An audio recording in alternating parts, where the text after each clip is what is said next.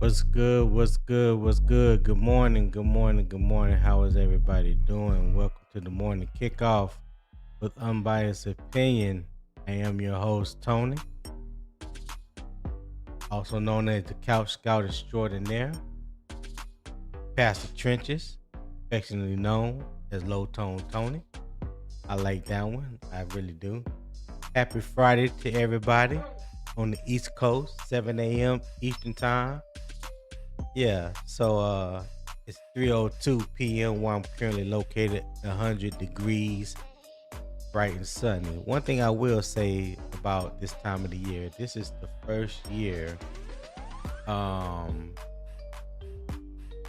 this is the first year that when you walk outside during hell season, which I call it 2 seasons, hot and hell, you don't feel like the devil is got you in a bear hug. You know what I mean? You ever walked outside and as soon as you walked outside, you just felt like the devil and his friend just grabbed you, say, just let me hold you. Let me give you a hug. You know what I'm saying? Yeah, that's how it typically feels this time of year. But right now, yeah, it's not like that.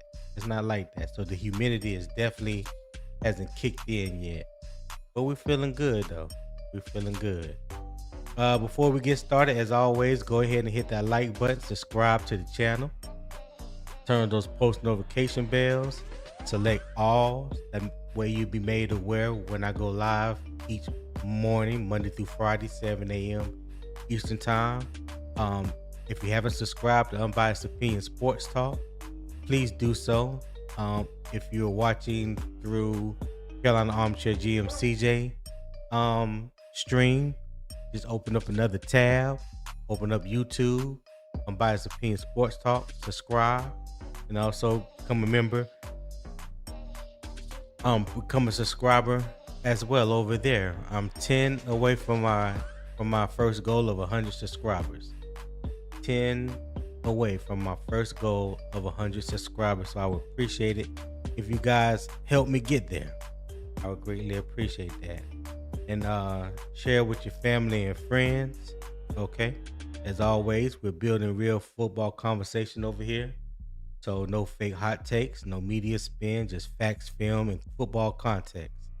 All right. Also, make sure you check the link in the YouTube description for exclusive content, member discussions, and deeper football breakdowns. Join my Patreon. I will be we are active over there right now, but it's going to get more active as far as the film breakdowns, talking scheme, technique, looking at college players that's draft eligible for next year. So we're going to, during the football season, we're going to get into all of that. All right. We're going to really get into all of that. So check it out. There's 3 tiers over there: the fan zone, film room access, and debate table VIP. All right. So I would greatly appreciate that. Remember, Unbiased Opinion Sports Talk is part of the Carolina Armchair GM Network. And as always, let's shake a little honey from the tree. All right. So the Carolina Panthers lost Nic Scourton to a torn right ACL during their first training camp practice. Now comes the question every football team eventually has to answer. Who is the next man up? Carolina has agreed to terms with Cam Gill, the UFL's 2026 Defensive Player of the Year, but adding another name to the roster does not automatically replace everything Nic Scourton was expected to provide.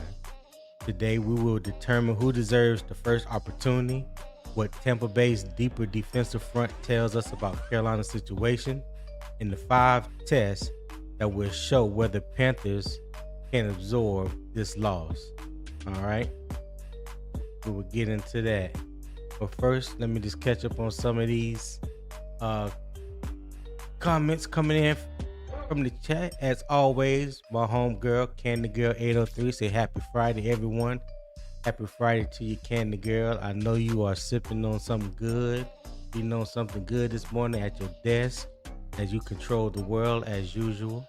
We greatly appreciate it. Hit that subscribe button. All you guys, make sure you hit that subscribe button on your way in. Okay? Make sure you hit the subscribe button on your way in. Okay, Candy Girl said I have a lemon poppy seed muffin this morning and coffee. That's what I'm talking about. Now I ain't never had a lemon poppy seed muffin. I believe my wife have. Yeah, there's not too many muffins she haven't tried. Yeah, lemon poppy seed muffin. I'm about to try that. Candy Girl gives it a thumbs up. All right, cool. That's what we. Hey, I'm about to give it a try. Just off the strength of what you said about it, how you feel about it, Candy Girl. I'm gonna give it a try.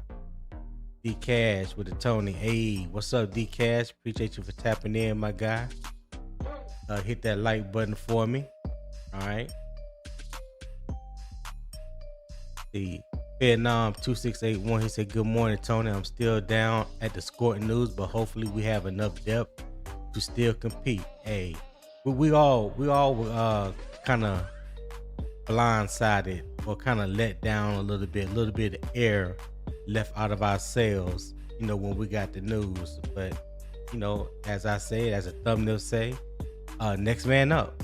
The show don't stop because one man is down. So let's see if we can try to figure out who can be the next man up. All right, appreciate you for tapping in.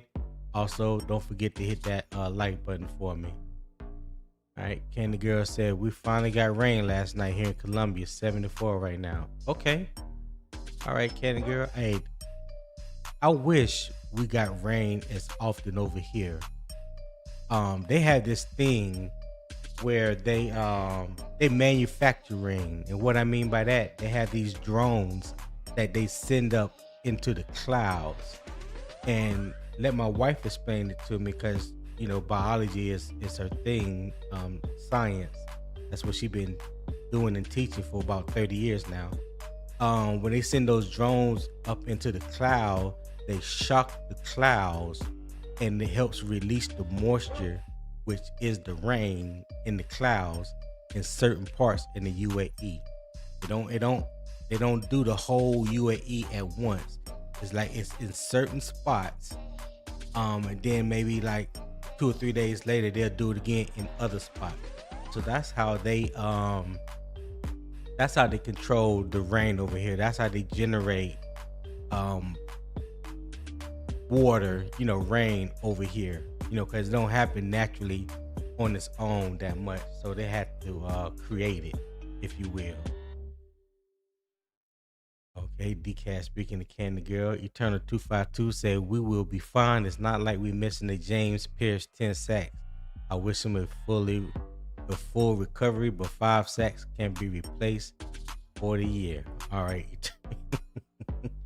All right, Eternal. So that's all that's important to you is the 5 sacks, son. Ain't nothing about anything else that he contribute or bring to the team. You just worried about the sack. Gotcha. Broski Bear said, "Good morning, Tony." What's up, Broski Bear? Appreciate you for tapping in, my guy. Tim Bollock said, "Good morning." Good morning, Tim. Thank you for tapping in as always. You always here every day. Make sure you guys hit the like button for me. I appreciate it. Frankie C, injuries happen. It's the NFL. One player going down will not make or break a season. That's a fact. You need to tell that to Eternal. You need to tell that to Eternal, Frankie. Eternal said lemon seed the shit. Yeah, I'm gonna have to try it now. Now you verifying just what Candy Girl told me. Now I take her word for it. But you making it a strong case, even stronger case now. Candy Girl said good stuff, Tony. Okay. Yeah, I'm about to give me one now. There's no other way around it. I gotta try it. Gotta try it. Broski Bear said, "What a shame about Scourton. The kid seemed like he had what it took to take another step forward this season. Princely was a 3rd round pick, so he now has a chance to prove himself." Yep. That is a fact, Broski. Now he has a chance to back up all the talk that he had last year and some of this off season. He's definitely going to get the opportunity now that Nic Scourton is out. So hopefully he can show and prove and do what we hope that he can do for us. Michael Dickinson, what's going on? Mike, ain't seen you in a couple days. He said Jones, Princely, Phillips, and Brown, NASCAR package. Next man up. Keep pounding. That's facts. That's facts, my guy. Hey, hit that like button for me. Hit that like button for me. Appreciate you for tapping in. Yeah, Candy Girl said, "Oh wow, that's interesting. Yeah, that's how they do it over here, Candy Girl. They manufacture rain, and the way that it's set up over here, because this country isn't built to have like a drainage system. When it rains, if it rains for more than 4 or 5 hours continuously, you guarantee if it's a school day and school is in session, they shutting school down. Because a lot of these neighborhoods, especially in the tribal areas, flooded with water. You see people out in their canoes trying to get out, get around, get to the store, stuff like that. It's bad. When it rains here, it's bad. It's bad. And when just when it sprinkles, nobody really gets nervous. But when it really rains, yeah, it's a big problem. Yeah, this country, I'm 53. The country is 54. So it's not that old. And when they developed it, when they built it up, whatever, they did not include a drainage system when they did that, because naturally they don't get rain like that. So I can kind of understand it a little bit, but yeah, the way things are now, especially with modern technology, the way things are, they are definitely behind the curve when it comes to that, and they're trying to figure out ways to combat the fact that the country is not built with the drainage system. They're starting to try to add that in certain areas now. I don't know how much of a help that's gonna cause, but yeah, they are definitely behind the curve when it comes to that. J Hudge 1246 says Scourton is nice against the run and setting the edge. That's fact, J Hudge. Hey, appreciate you tapping in. Hit the like button for me. I think you have a question on Patreon that I didn't get to. You may have asked the question late last night, but I will get to it. I don't want you to think I forgot about you. DCAT said, hold on. If they can manipulate rain, they can do it to floods, hurricanes, and tsunamis. Well, if you want to get technical, do they have the technology to do so? I don't know. They may have, but I don't think they want to manufacture that. I don't think a tsunami has ever happened here in the Middle East. I don't even think a hurricane has happened here in the desert. So maybe elsewhere, those things may have occurred. I don't know. But here in the Middle East, nah, ain't no tsunamis or hurricanes. I know that's probably not exactly what you're saying, but yeah. But is the technology out there to do it? I'm pretty sure it is. All right. Broski Bear said lemon Lara bars are great as well. All right, Broski. And the girl said, right, D-Cash. Jonte Rose said, good morning, Tony from Northern Nevada. Good morning, Jonte. Appreciate you for tapping in, my guy. Frankie said Morgan did a great job building up depth. Yep, I agree. Candy Girl's like, what? I know you lying. Nah, Candy Girl, I ain't lying. That's what it's like. Frankie said we got flooded out here in Asheville again. Okay, damn. Was it real bad? Was like the whole city flooded, or was it certain parts? A lot of times areas that are sitting a little bit lower than others, those are the areas that get real flooded. And if they don't have a good drainage system around them, they'll get flooded. Or if they do have a drainage system and it's clogged up and nobody has taken care of it, that will cause the streets in your neighborhood to flood. So yeah, there's multiple ways that a flood can happen. DK said that's wow.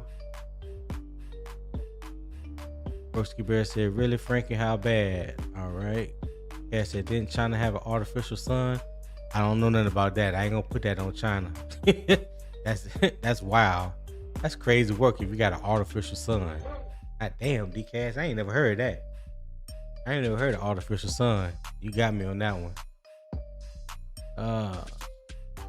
Broski Bear said, DCAS, look up HAARP in Alaska. That's the big weather control station. They've been manipulating weather for decades. That's a fact, Broski. Frankie said, Broski, the Interstate 26 and 40. All right. What up, Gerald Stick Jones? My guy. Top of the morning to you. He said, good morning, Tony, in chat. All right. So, yeah, you guys, make sure y'all hit that like button for me. Don't take but 2-3 seconds to smash that like button for me. I would greatly appreciate it. I'm also going to drop the link for anybody that wants to come up in chat. The halftime report, we will be talking about the Tampa Bay Buccaneers. So if anybody see Pewter, tell him come on up and be a part of the panel today, since we are talking about his team at the halftime report. All right. So there, the link I just dropped into the chat. Michael Dickens said, Princely pops off. Just imagine what things will look like with the healthy Scourton, Phillips, Brown, and Hunter. My, trust the process. I'm with you, Mike, but you know how this fan base is.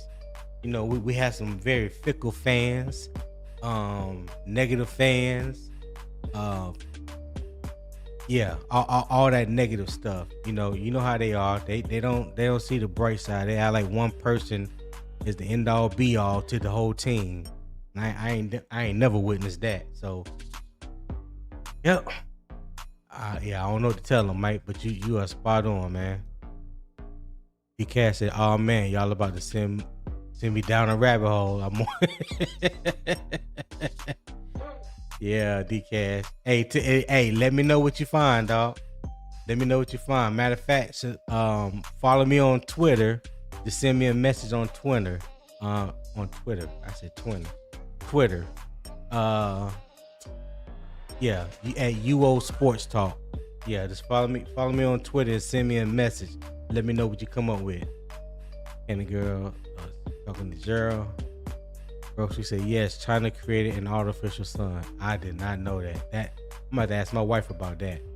She would definitely know about that. Why would they create an artificial sun? Like that? That makes no damn sense. An artificial sun. That's crazy work. That's crazy. Now you make me want to go. I'm about to send my wife a message. that is crazy. That is crazy. Let me bring to the stage, to the panel, Broski Bear. What's happening, my guy? Good morning, Tom. Good morning, everyone out there listening to the Broski with the Moski and Low Tone Tony. Oh, let me hold on. Hit me with that one more time. The Broski with the Moski. Yes, sir. And yeah, man. Tony. Yes. Hey, I like that combination. I like that. That sounds real good, broski. Hey, I do what I can every once in a while. Yeah. Hey. You ain't all. It don't always have to come. Okay, let me say that. Let me pull that. Let me pull that back. We don't always have to flex every time a flex is needed. You know what I'm saying? You have to just time that thing just right. And then when you hit them with it, that effect, they feel that effect more because they weren't expecting it. You know what I'm saying? Yeah. I hear you, man. Yeah, you caught me off guard right there just now. Well, hey, I think I might have caught you off guard with that artificial Chinese sun as well. Hey, listen, I'm not a science guy. That's my wife's department.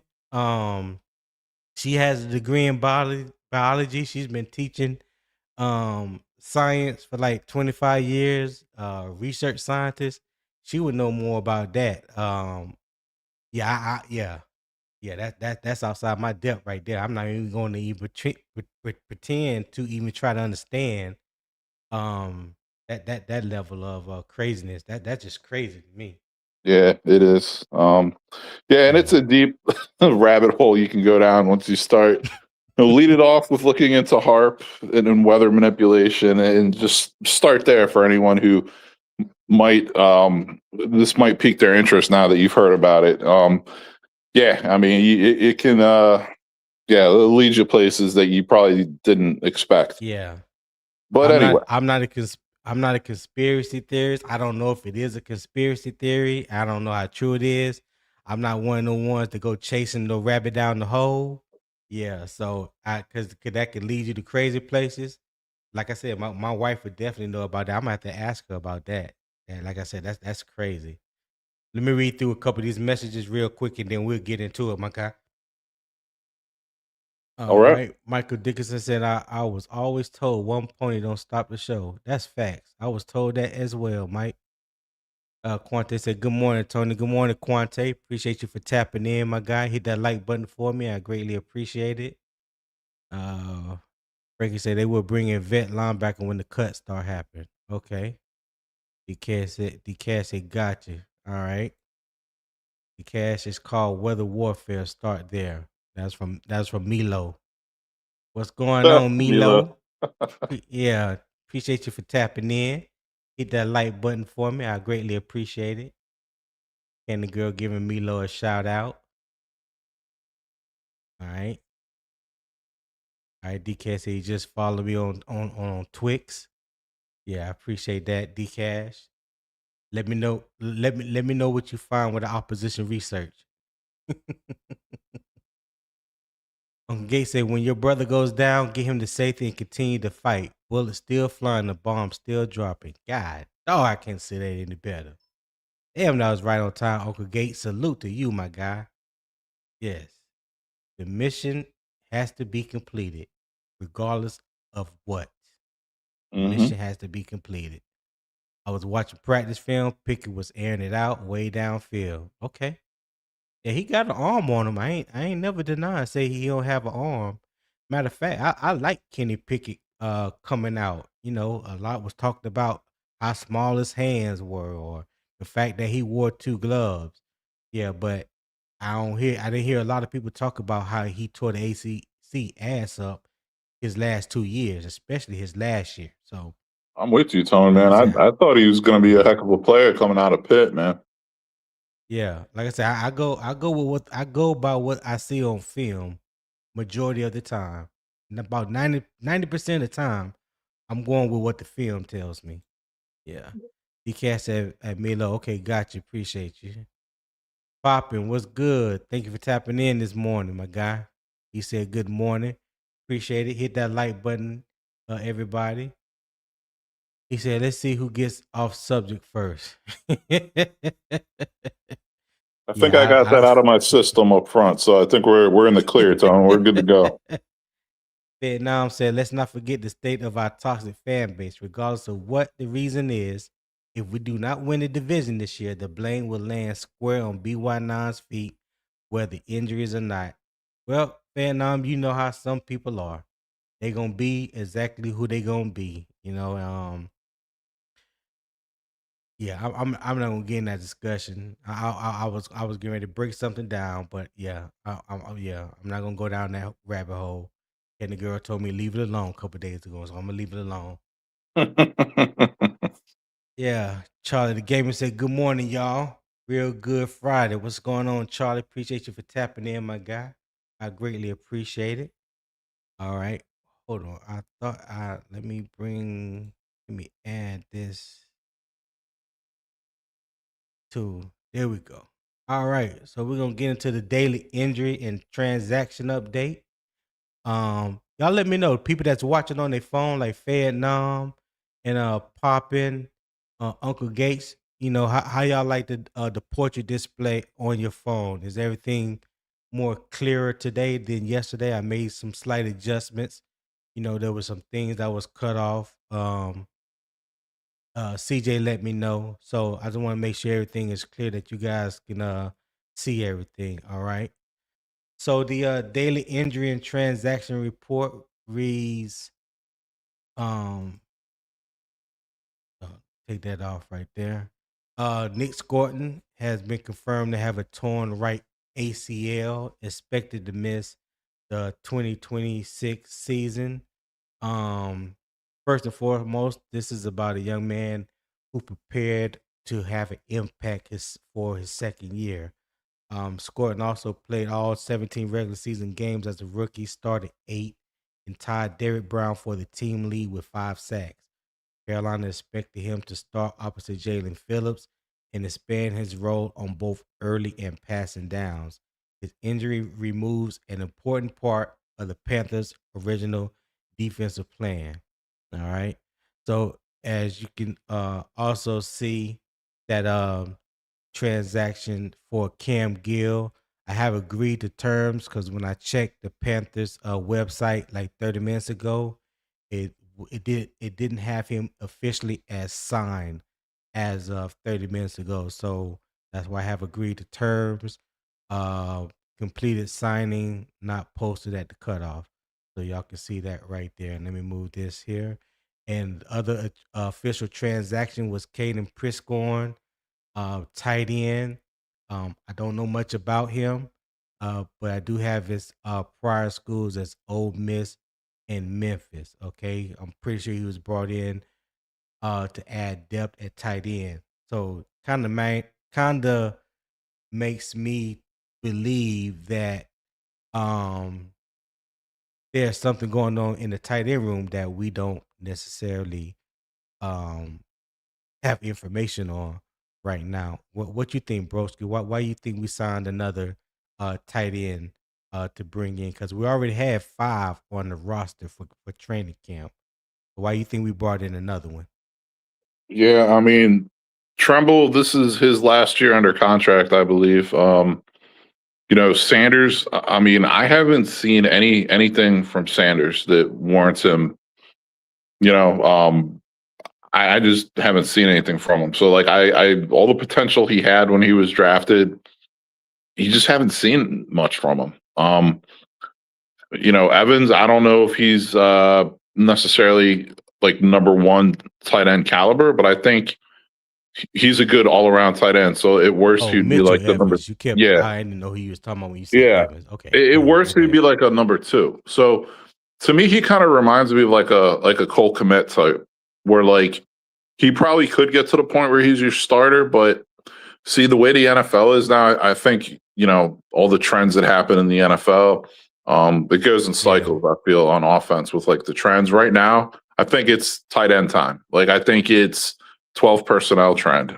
Certain teams are going to run 13 every once in a while as well. So teams really think they need to have 2 tight ends, one of which needs to almost be like a wide receiver threat at tight end. So bringing all these guys in, I think Trumbull or Sanders, I don't think either one will get cut, but I'm not ruling it out either. If someone can step up, if there's a diamond in the rough who really shows promise, and it's like Evans takes a step forward as well, they might feel comfortable with letting one of those 2 guys go.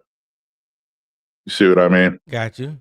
Yeah. And But do you think that we have two wide receivers, 2 tight ends that are like pass catching tight ends first I think to be effective with that 12 and 13 personnel? Because even with 12 personnel, why it's been so effective for a lot of teams is because when you line up in that 12 personnel, the defense can't say, "Oh, well, that tight end is strictly blocking, so we're not worried about him going out and running the route."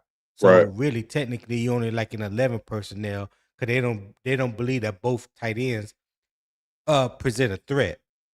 You know what I'm Yeah, saying? Do you think we have 2 tight ends like that present a threat? I think yeah, I do. I think Trumbull and Evans could. That's a good point that you made. I mean, that is the whole key of running the 12. You want to have a versatile tight end or tight end so you can line them up on the line, motion one out wide, whatever the case may be, and take advantage of like the heavy set that the defense rolled out there, right, to try to catch them. Yeah. But yeah, I think that's the thing. Like, I think Trumbull and Evans could be. I really do. I think Sanders is more just like a receiving threat from what I can tell, but he hasn't caught many passes either. So it's like, what is he really? So, not saying he's definitely going to get cut, but I'm saying like they're bringing a bunch in. I think to test the waters. I'm not going to rule it out either. Mm. Yeah, it's I think a lot more teams are going to start carrying 4 tight ends now as well. I think most teams, the standard is pretty much you carry 3 tight ends, right? I think that's almost like across the board, unless you're like the Seahawks or the Rams. You know, I'm not, even the Bears, they have Loveland Komet. They drafted another guy in the 3rd round, Roush. And guess what? They just brought in a 4th guy from Iowa who's strictly a blocking tight end. He's not a receiver, but like people are saying this guy's highly impressing everyone. And the Bears, they might carry 4. So there are teams that are going to be carrying 4 tight ends this season for sure. So, got you. Yeah.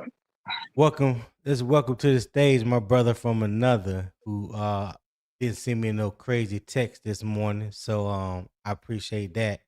I'm gonna let him in on a little ancient Chinese secret that I have for people like him. Tip Drill Will Robinson. What's going on, my guy? Hey, how's it going, man? Good morning, Will. It's going. Good morning. Man. I can't call it. I cannot call it. What you think about the Panthers bringing in an extra tight end? And do you believe that we needed another tight end during camp? We already have 5. So what do you believe his purpose, Caden Priscorn purpose is for his signing yesterday? I think they're trying to raise the ceiling of the tight end room. I think Broski kind of hit the point, and you hit the point, like what have the tight end room actually produced? Right.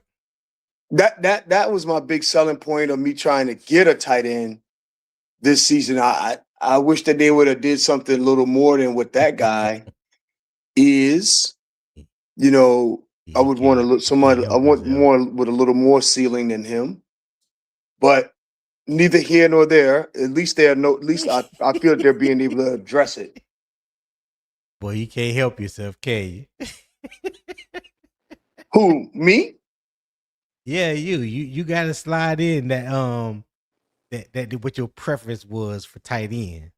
Well, I was loud and proud with it, man. I had a banner and everything.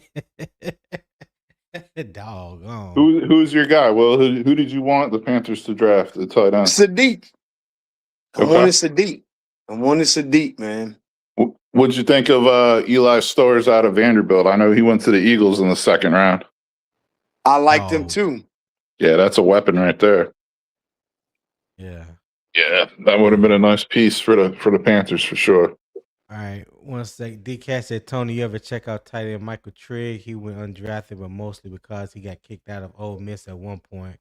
Would have been a great pickup for us. Dallas scooped him up, though. I never watched complete film of him. I think Michael Trigg, if I'm not mistaken, didn't he start off at Baylor? D-Cash, correct me if I'm wrong on that. But yeah, I did watch him at Ole Miss, especially in that playoff game. I mean, the dude can catch, big body guy. So yeah, I don't know much about him, so I can't even I'm not going to even cap you down on that one. I don't know too much about him, but just watching the game on TV, I seen a couple of games that he was effective in. Yeah, but if I'm not mistaken, he started off at Baylor. Okay, yeah, he said Baylor. All right. Yeah. Real quick, you guys make sure y'all hit that like button for me. I greatly appreciate it. Let me catch up. Rashard Anderson, appreciate you for tapping in, my guy. Top of the morning to you. Rashad, appreciate you for tapping in as well. He said Tone. Who else did I miss? I thought it was somebody else that I missed. Okay. B. Amos. As Papa said, the Sadiq freak. What's good, B. Amos? Appreciate you, my guy. D. Cash, I've seen a video about him recently, and he seemed to have learned from his mistakes. So I'm mad we didn't get him. Okay. All right. SC Panther Boy. Shout out SC Panther Boy. Sup, Low Tone. That's where the nickname came from. So yeah, it has definitely stuck. What's going on, my guy? Thank you for tapping in. Make sure that you hit that like button as well. DCAS said, yeah, Baylor. Yeah, okay. Yeah. I watch a lot of Baylor games because my wife graduated from Baylor, so and I watch a lot of Big 12 because we lived in Dallas. So she's from Texas, so Big 12 is right there. But yeah, that's where I remember him from. All right, public practice today. Okay, Rashad, you going? King James 864 said, "Good morning, Panther Nation. Good morning, King James. Appreciate you for tapping in. Hit that like button for me." Frank said it's a big advantage having 4 preseason games. It is. It is. It's definitely an advantage. As long as we can keep everybody healthy. As long as we can keep everybody healthy and everybody get meaningful snaps, in these controlled joint practices and these scrimmage games, these preseason games, and we can come out relatively healthy, I believe that can be an advantage for us. All right. So we're going to transition to the football discussion. Now that we have established the confirmed medical and transaction facts, let's turn to the football question. How does Carolina replace the role, not merely the snaps? All right. The next man up has 2 meanings. The first is emotional. A player goes down, somebody else receives an opportunity, and the team keeps moving. The second is football reality. Next man must execute the assignment, protect the structure, and produce when the game becomes difficult. Carolina has options in Patrick Jones II, Princely Umami Travis Gibson, Nick Hampton, Thomas Incoom, and once the agreement becomes official, Cam Gill. So the question is whether those options can become answers.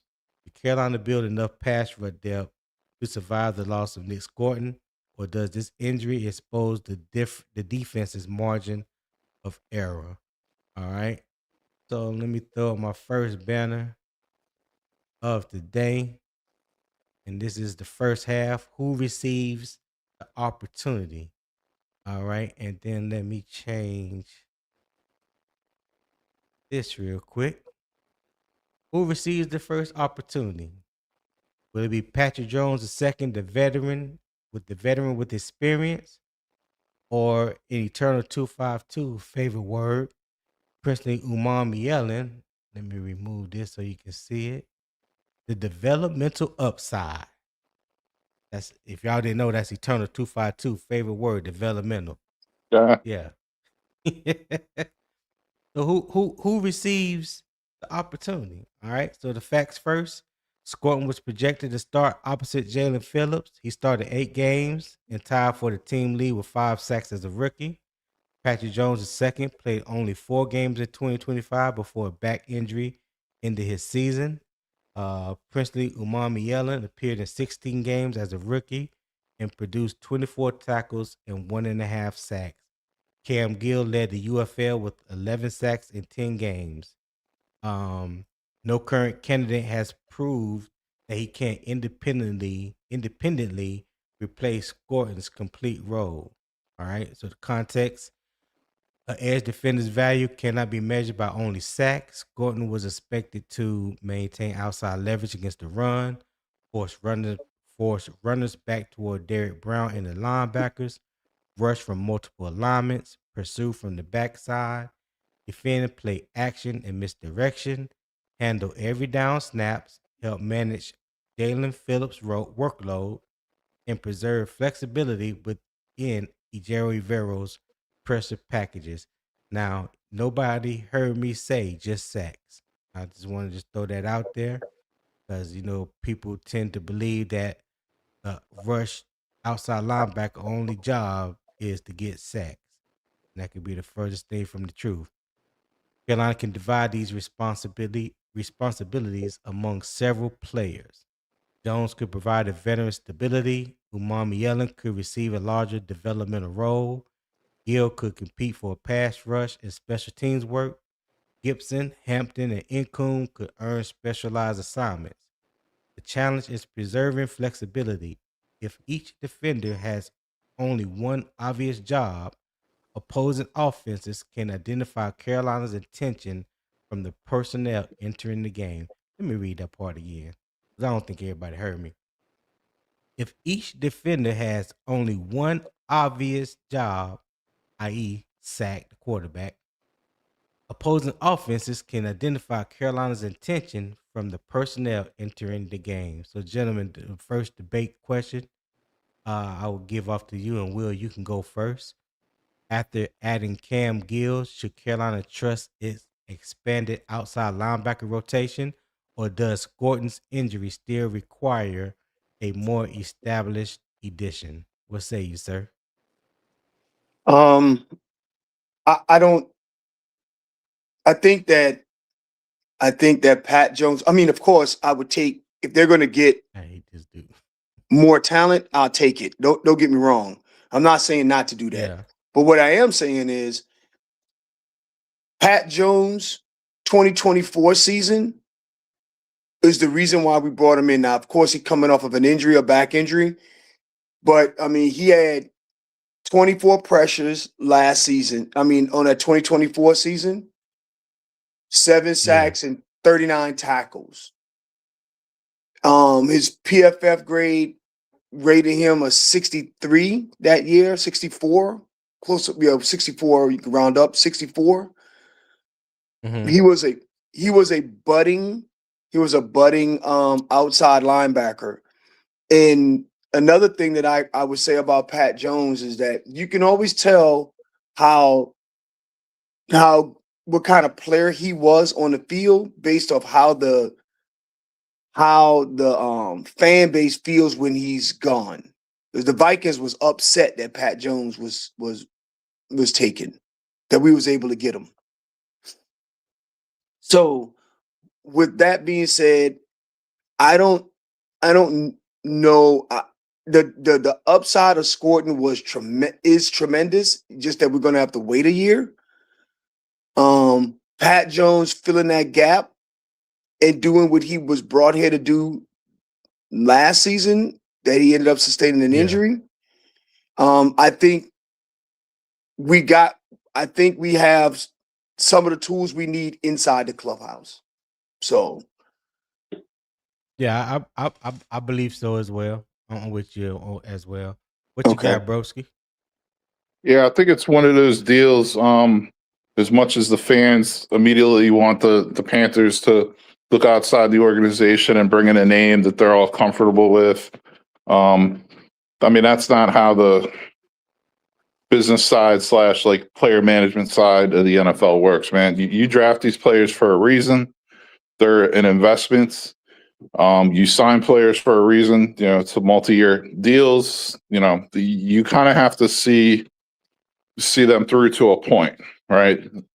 You get to a point where you cut your losses, but you still have to know what you have for the most part before you do that. So what I'm saying is between Princely and Pat Jones, the Panthers are hoping that Pat Jones returns to form from a couple years ago, and they're hoping that Princely can take a step or two forward. I think the goal for Princely is going to be more maybe situational pass rusher. That's kind of like what I see. And, you know, Pat Jones might be like the play 2 downs and then you bring Princely in on passing downs. You know what I mean? And, you know, you made a good point, like before you handed it off to Will, that, hey, if, you know, other teams can pick up on that, like, hey, if Princely's out there, okay, it's pass rush time. We know that, but at the same time, it's, you know, kind of unavoidable. You know, the offense still has to make the plays, and you know, Princely they have to work him in somehow. So, you know, you got to give him a chance in camp, in preseason, and I think that's what they're going to do. I think they're going to give these guys a chance in camp and preseason, and if they really don't like what they see, if the Panthers really don't like what they see, maybe then they look to make a move or bring someone else in, but that wouldn't happen till probably like a couple weeks before the season starts. Probably, you know, like a week or two before the season starts, kind of thing. I think they're gonna exhaust their options with what they have. Okay. All right. Let me ask you guys this. And Broski, you can go first with this question. Um hmm. which Which part of Scourton's role will be the most difficult to replace? Me, just being able to have him on the field for all three downs, and like he's like an all around kind of player, I feel, or that's something he could develop into. Like he's pretty good at setting the edge, and he has the ability to, rush the passer a little bit as well. That's tough to find, a guy who could do a little bit of everything. And then that goes back to the point we just talked about. Like, hey, that helps disguise your defense more too. Like a coordinator can't look at him and be like, oh, it's necessarily a all out like pass rush down for him, or he's just in there to set the run. It's a good time to throw, or whatever the case may be. I think him being an every down player, it's just tough to replace for one player. Okay. Will, what you got?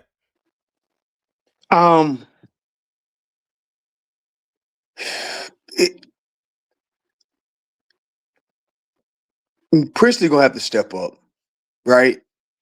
You remember at the end of last season when he was in the locker room and he made that little slick comment as if it was the scheme?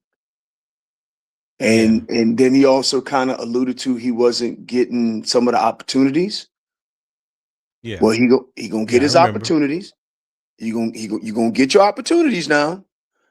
And you might have stuck your foot in the mouth because they thought that they didn't know if Gerald Everett was going to get. They didn't know that EJ had already signed an extension. Right. Nobody knew that.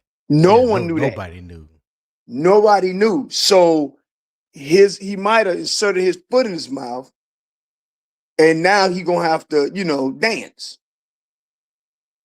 He gonna have to figure out what right look like, and we're gonna need Priestley to make a step or two forward. And I like the way Broski, that made perfect sense when you were talking about situational passing downs. But when you look at some of the advanced statistics on Priestley, he did do fairly well at setting the edge and stopping the run, but that's not his specialty. So what he gonna have to do is, one of my old bosses used to tell me, you need to execute your strengths and train your weaknesses. So he better this dang on training camp. He better be just all offseason. He should have been working on drills to help him set the edge and getting stronger, as well as this dang on training camp. He better display that he can set the edge. Yeah. I think Nic Scourton's role, the most difficult part of his role that people will have to replace is him being able to set the edge and be effective in the run game. I think he did that better than he did getting after the quarterback or sacking the quarterback. Yeah. Because let's remember the year prior to that, when it was DJ Warnham, the one thing that we always I know that I always talked about with DJ Warnham, he didn't set the edge that well, in my opinion. Right. The teams ran right at him and he didn't make them pay for it. One of Nic Scourton's strength coming out of college before he went to Texas A&M when he was at Purdue, even though he did lead the Big Ten his last year in sacks with 10, but I think he was even more effective as a run stopper and setting the edge. That's something that he did very well for us last year, and I was hoping to see that combination of him on one side and Jalen Phillips on the other, because I think Jalen Phillips sets the edge and is effective in the run game as well. So for me, I think the most difficult role that he has that needs to be replaced is somebody has to come in and set that edge, be that edge setter, like Scourton was. That's what I want to see. Because you got to be able to stop the run. You have to stop the run in order to earn the right to rush the passer. So stopping the run comes first. Makes sense. it kind of ties into what we spoke about the other day about the defensive tackles. Like, let's not even get ahead of ourselves and talk about pass rushing defensive tackles, or you know what I mean? Like, step one is you Yeah, need to stop the run. So focus exactly. on that first, and you can build your pass rush game. You can build, you can add some moves, that type of thing. But yeah, if you can't set the edge, if you can't stop the run, as a base, like, that's a problem.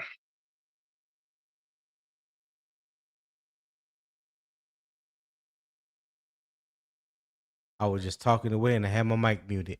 Mm. Yeah, I appreciate everyone that's watching right now. We got like 44 people watching amongst the two channels.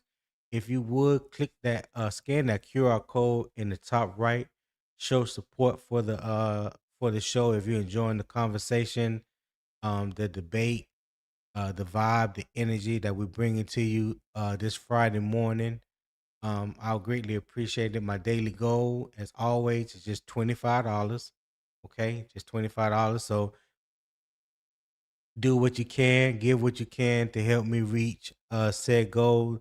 Then also PayPal link that's in the pinned comments in on the YouTube channel that's pinned at the top. I don't know if it shows on CJ's channel, but I know Unbiased Opinion Sports Talk, the PayPal link is pinned in the comments. I would greatly appreciate that. And if you are watching through Carolina Armchair GM CJ's channel, you can send a super chat as well. I know everybody doesn't have PayPal, but if you want to send a super chat, that would greatly be appreciated. I definitely appreciate that. All right, fellas. So I'm gonna ask another question, and Will, you can go first on this one. Um, hmm, okay, all right. So we talked a little bit about Princely and how he has, it's time to pay the piper, so to speak, if you will. Will, can Umami Yellen become an every down defender? That's the goal. So like I was saying, he did show promise in run support last season. He did show Mhm. promise when he was out there on run support. Can he do that consistently without being without it being a liability and a growth curve? I don't know, but that should be the goal. His goal should not be to show up on third down and after Scourton and did all the hard work, and then you show up, for mop up duty because the quarterback dropped back and you get a coverage sack. That should not be the case. Right. So I'm saying yes, he has to do that. He has Okay, to be. bro. So His what you? goal is to be a three Oh, down player. Yeah, I okay. think absolutely, and I think I hope he hit the weight room this offseason. Squats, leg presses, deadlifts. He's lighting the ass, Hey, right? Like he is. So that's what you got to well, do, man. it's crazy to say that because he came out, if I remember off the top of my head, his official combine numbers, he was about 260 pounds, wasn't he? Yeah, he Like 255. Yeah. Okay, so I'm glad you mentioned this because I was confused when I looked up his weight yesterday. It said like 243. Now So you have to go to NFL.com and look up his official combine yeah, weight. Because I even know I know when he was but at Ole Miss before he got to LSU, he was around like 255. yeah, And I think he played at that weight when he got to LSU. But yeah, I yeah, can't look it up right now. But yeah, look it up. Look up what his combine measurements were this past summer at the combine. And I think his weight was around like 255, 260. Because I know he always looked lean, but the weight that I've always seen was like between 250 and 260. So Not It says Yeah, physical combine measurements 244. yeah, and he's listed Oh. right around that. So he always did look like very Okay. lean to me. He didn't, you know what I mean? Like he looked like a pass rush specialist kind of guy just by his body type. So Okay. All right. I yeah, thought he was bigger than that. yeah, that's what I'm saying, man. Hopefully he was you know what I mean, Yeah. eating some red meat and Yeah. cabbage and doing a lot of squats this off season. Yes, sir. Cause 244 is not going to get Yeah. it. You know that sounds like Brian Burns when he came in from Florida State. He was around like 240, 245. You know what I'm saying? And he didn't really become effective both in the run and the pass until he got up, I think, like 257, 258. Like his third year with the Panthers, And something Nic like that. Scourton combine result was 257. Yeah, Yeah, and that's because he dropped weight. he dropped weight. He dropped a lot of weight. Yeah, Mm-hmm. just to get the because at his, let's see, he was 257 at the combine, and then I think at his pro day he was around like 260, 265, and he said he was comfortable playing at that weight because at A&M that last year he was like 280, and at Purdue he played around like 290. Mm. Yeah, yeah, he was even a bigger boy at Purdue. Yeah. Okay. Yeah, broski. Did I pose that question to you? Can Umami Yellen become an every down defender? Yeah, no, yeah, you did, and I just said Okay. squats, leg Right. presses, and deadlifts. You know what I mean? Like, hopefully, he was doing a lot of them this off season. Yeah. Patrick Jones a big boy. He about 260, 265. Yep. Yeah, I think Patrick Jones is between 260, 265.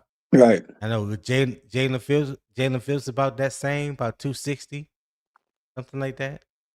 Yep. Yeah. Okay. All right. One more question, and Will, you can get this one as well. Because I seen some comments about Cam Gill, and of course, he's been here before, and he led the UFL last year. He was the defensive player of the year in the UFL. Will, how much weight should Carolina place on Gill's UFL production? None. That just gets him in that, that just gets him in the Spit door. my word out. Say what? You almost made me spit my word out. Right. Well, you're lucky you went to Will first. Question. Yeah. I mean, the way you say you like none. Yeah. Oh, gone. Right. I'm just Go ahead, telling Will. you.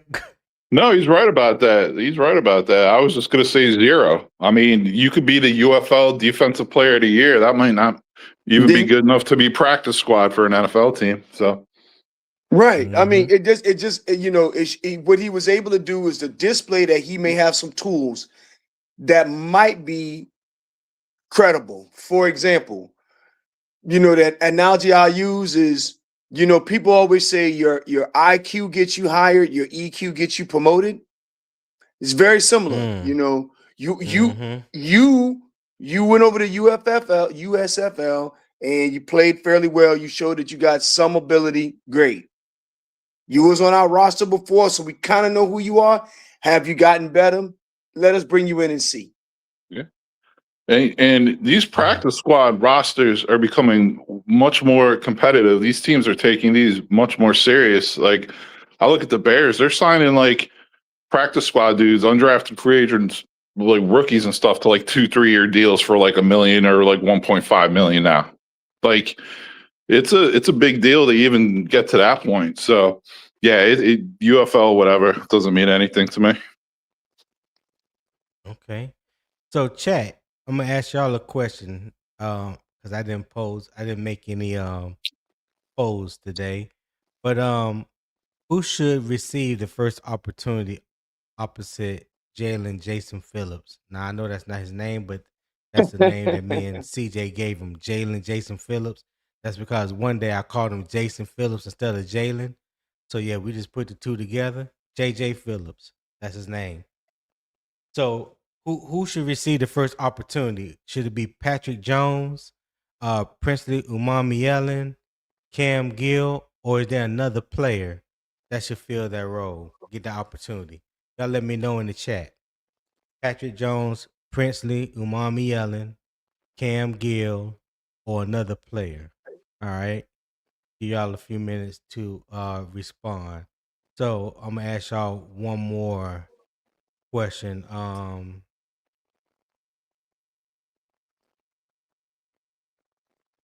Go ahead. You can go this time, Broski. Who deserves the first expanded opportunity? In fact, I might just ask the same question I asked the chat Yeah. just now. Man, I don't think Evero's hesitant or afraid to play young players if they look like they're ready to go. As far as who should, I mean, Right. I think you spent a third round pick on Princely, but Jones is more of a proven veteran. Who really should? I mean, I don't know, man. It's hard to say. To me, it's going to come down to a lot of things. We're just not going to have the insight on, like, who's been putting in the work in the offseason, who's paying attention during team meetings, who's really working hard at it. Like, we don't really know those answers. We don't really see that. You know what I'm saying? So I think it's just going to come down to Evero's comfort level. But I do think it's an open competition. Like, I do. I don't think he's going to be like, okay, week one starter is Pat Jones. Lock it in right now. Like, it's not going to be like that either. Okay. Will, what you got? So,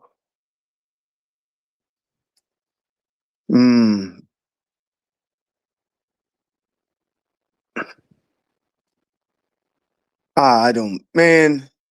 So, really, to be honest, like, Pat Jones is the answer to this, the key to this problem. Princely is developmental. That's just like, you know, and I just the way I see it, if you don't mind me saying this, CJ.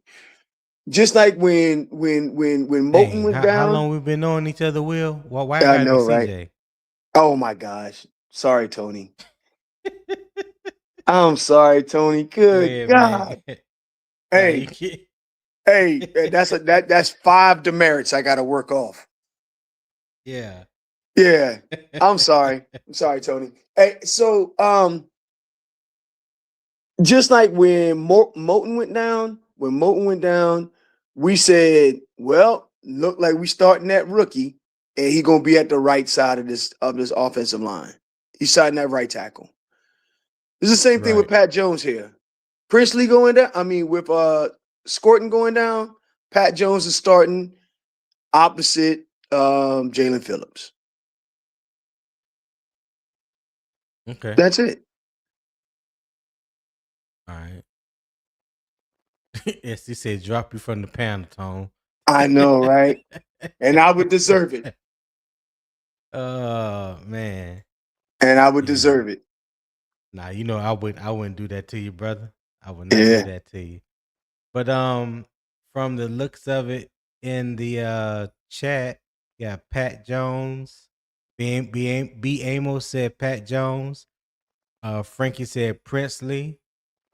Robert Foxworth said Princely. He's got to put up or shut up, especially after running his mouth. That's big fact. Shout out to you, Robert. Thank you for tapping in. I appreciate it. Hit that like button. Roger Anderson said Pat is supposed to start. Princely is supposed to work to take it. I like that. Oh yeah, we already know what SC said. All right, cool. That is cool. So let me take us back here real quick. All right. So Carolina must prove that its pass rush investment created enough depth to withstand a major loss. One of its primary division rivals spent the offseason building a defensive front around that exact idea: pressure in waves. Today's opponent spotlight takes us to Tampa Bay. All right. So if y'all haven't figured out by now, every day I'm going to spotlight one of the Panthers 2026 opponents, and I started with the NFC South first. Yesterday was Atlanta, today was Tampa Bay. Tomorrow will be the Aints. All right. So we're talking about the Buccaneers today. And we faced them twice. Week 7, Sunday, at Bank of America Stadium. That's October 25th. And week 12, which is the Monday, is a Monday night game. If I'm not mistaken, that's a Monday night game, right? It was a Sunday night game. No, it was a Saturday. Week, No, it was a Saturday night game. Saturday night game. well, week 12 is a Monday night game. Cause we played them. Oh no, I at thought you were talking about Raymond last James year. Stadium. I'm sorry. No. Forgive me. This coming year. This coming Yeah. year? Yeah, I think it Yeah. is. I could look it up while you're talking. I'll look it up. Okay. All right. So Tampa Bay's offensive direction, Baker Mayfield returns as Tampa Bay's starting quarterback, but the Buccaneers are installing another offense under new coordinator Zach Robinson. Tampa Bay must replace Mike Evans after his departure to San Francisco. The Buccaneers still have Chris Godwin, Emeka Ibuka, Jalen McMillan, Bucky Irvin, and Kay Otten, along with an offensive line they expect to be healthier. All right. The talent remains dangerous. The question is how quickly Robinson can establish continuity while replacing Evans' vertical and red zone impact. All right. So Todd Bowles wants to stop the run and pressure the quarterback. Tampa Bay strengthened its front by adding veteran Al-Quadin Muhammad, first-round edge Ruben Bain Jr., Ashawn Robinson, and Raheem Nunez-Roches. Those additions join Vita Vea, Yaya Diaby, David Walker, Anthony Nelson, and Chris Braswell. The goal is clear: attack in waves instead of depending on one primary rusher. That creates the direction comparison. That creates the direct comparison for Carolina. Tampa Bay built depth to protect its front from over dependence. Carolina must now prove that its own depth can withstand adversity. So let me bring this back up right here. And this is what Carolina must prepare for. All right. So as you see on the screen, let me remove this widget since nobody scanned the QR code and showed love to the channel. Let me remove it. So when Carolina has the ball, right? Let's chat right here too. Make sure everybody can see it. All right. So when Carolina has the ball, can the tackles handle Tampa Bay's deeper rotation? All right. Can Bryce Young identify Bowles' pressure packages before the snap? Can the interior line prevent Vita Vea from controlling the middle? That's 1, 2, and 3, and 4 is can the offense stay out of obvious passing situations? So let's stick with when Carolina has the ball. So Will, do you think that the tackles can handle Tampa Bay's deeper edge rotation? Well, Ruben Bain Jr. hasn't put on shoulder pads yet, so he's a rookie. Yaya Diaby was an absolute good edge rusher last season. I believe that we can hold our own against them. But how do you defeat the pass rush? By establishing the run. So the answer to that question is yes, and it's going to depend on our guard play and making sure that we're able to get out of not being obvious passing situations like you're saying with your bullet number 4 by running the ball effectively and controlling the line of scrimmage. And that comes from the guard and center play. If we could do that, the tackles will have a much easier time on obvious passing downs. Okay. Hey, shout out SC Panther Boy. I did receive that PayPal gift. I greatly appreciate it, my guy. Thank you for always supporting the channel. I greatly appreciate it. Appreciate the love, my boy. Appreciate that. Hey, like Uncle say, don't let him be the only one. All right? Don't let him be the only one. Kind of like that. Yeah, appreciate that, SC. What you got, broski?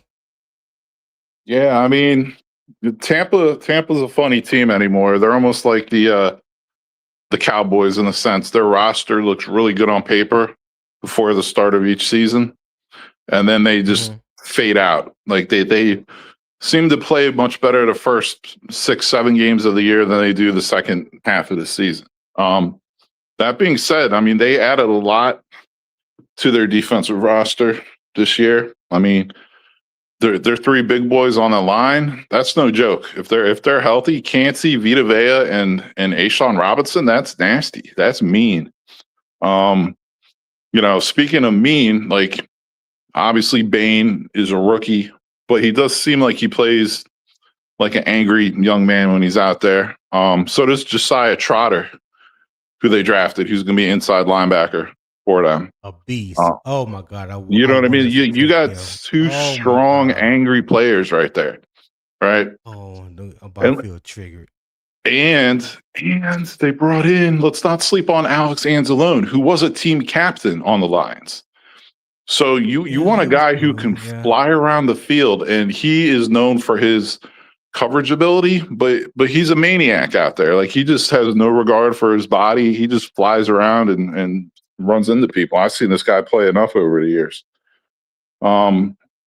So they also brought in, you mentioned AQM, who's more of like a pass rush specialist. But guess what? Yeah. He actually had 11 sacks last year. Most people don't realize that. He had 11 sacks last year. Oh, and I didn't know that. Yeah. And he's more of he's not an edge setter. He's not an every down player. He really is more of a pass rusher. But hey, he's not in there most likely going to start for them. He might, but you know what I mean? Having him in the rotation, they're actually pretty deep at linebacker. And you know, I'll still call the outside linebackers for 3-4 linebackers. You know what I'm saying? But so I got you. So they did some work, man. They really did. And another player they brought in, I believe, you know who they drafted? Not a player they brought in, a player they drafted. That little nickel corner, that little nickel back out of Miami Hurricanes. I wanted him. I know who you're going. I wanted him so bad. Keontae Scott. Yep, Keontae Scott.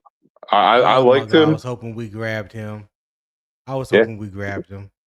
I mean, speed, playmaking ability, experience. Like he's like an older player. Like he's, you know, I think he's like 25 or something.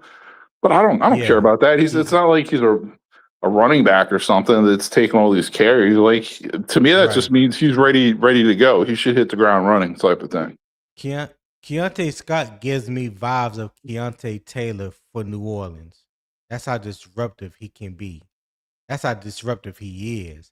If you watched him last year at Miami, like he is playing that star position. I mean, he can support the run. He has you in pass coverage. He has the speed, the trigger. He ain't afraid to pull the pin.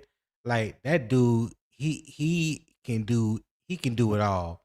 He's got the instincts too, man. He's very instinctive, you know. Oh my God. Yeah. Oh so that's what I'm saying. Yeah. On him paper, and Jeremiah Trotter. Yeah, and Bain, and you got Alex Anzalone now. Like, you got Ashawn now. It's like they really revamped their defense on paper. They really did. That's what I say. I know Tampa lost, I ain't gonna say a lot, but I know they lost some key players, but they did a hell of a job in the draft on the defensive side quietly. A lot of people isn't really giving them props, but those are two guys that I wish we would have grabbed in Jeremiah Trotter and Keontae Scott. I really do. I really wish we would have gotten one of those, both of them. Shout out to B Wise 804 VA. He said, "Good morning, everyone. Appreciate the content. Hey, I appreciate that $4.99 super chat. Be wise. Thank you for the love and support. I greatly appreciate it. Hit that like button for me as well if you haven't already. All right, I greatly appreciate it once again. Um, hmm. You can go first on this one, Broski. Because I know you like to talk about this young man, one of your favorite players. Can Bryce Young identify Bowles pressure packages before the snap? I'm so curious as to what you have to say. Well, I mean, I think that's the general consensus amongst people who are very big supporters of Bryce Young. They want to say that he's very good between the ears, and he can identify all these defenses and make the right audibles and all that. A 3-4 defense is created to kind of cause confusion. I feel like it's created to kind of be able to move people around and cause confusion before the It snap is. type of thing. You know what I mean? So can he? I mean, he better be able to. That's all I'm saying. Like he needs to be able to going into year 4. Like I don't think Bowles really cooks up the most. It's not like it's B flow or something where he's just doing crazy stuff you might never have seen before. So I think Bryce should, but you still got to make the play. You know what I mean? Like, should he be able to? Yes, but at the same time, Bowles is fighting for his job this year. Everyone knows he's on the hot seat. A lot of people thought he was going to get fired this past offseason. Like, you know what I mean? Like, they thought he was going to be done after the last season. So Bowles is going to be desperation mode fighting for his job. They obviously, we just discussed, they loaded up on defense with the draft, especially, and honestly, free agents. They signed some good ones. They got your old buddy Rose Boom down there as a backup as well. So you think he can identify the pressure package? I think he'll be able to. Yes, yeah. Direct answer, yes. I think he'll be able to identify it. Yes. Okay. Before you go, Will, one shout out to Robert Foxworth 4874 for the $5 super chat. Hey, he said, I think we'll have one of the best defenses in the league this year. Hey, I'm feeling that way too, Robert. Even though we receive negative hurtful news yesterday regarding Nic Scourton. Like we said, next man up. You gotta. The job is not finished. The mission is not completed. So those guys are hungry. They're gonna dedicate this season to their brother.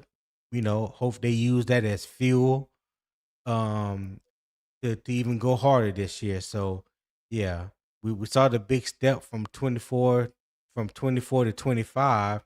So now in 26, get a little bit better. You know what I'm saying? I'm not saying that we have to make another drastic jump, but just get just a little bit better. I think we can do that. I'm looking for the offense to match the defense this year. But I appreciate that $5 super chat. Make sure you hit that like button as well, my friend. Will, what you got? Yeah, he could do that. I don't know what the scheme will look like because they have a lot of new pieces. So it's going to be interesting to watch it unfold with Tampa. So, some of the players that they got, like Jeremiah Trotter and those guys, how are they going to disguise those guys? Are they going to be able to stop the run? Will they be able to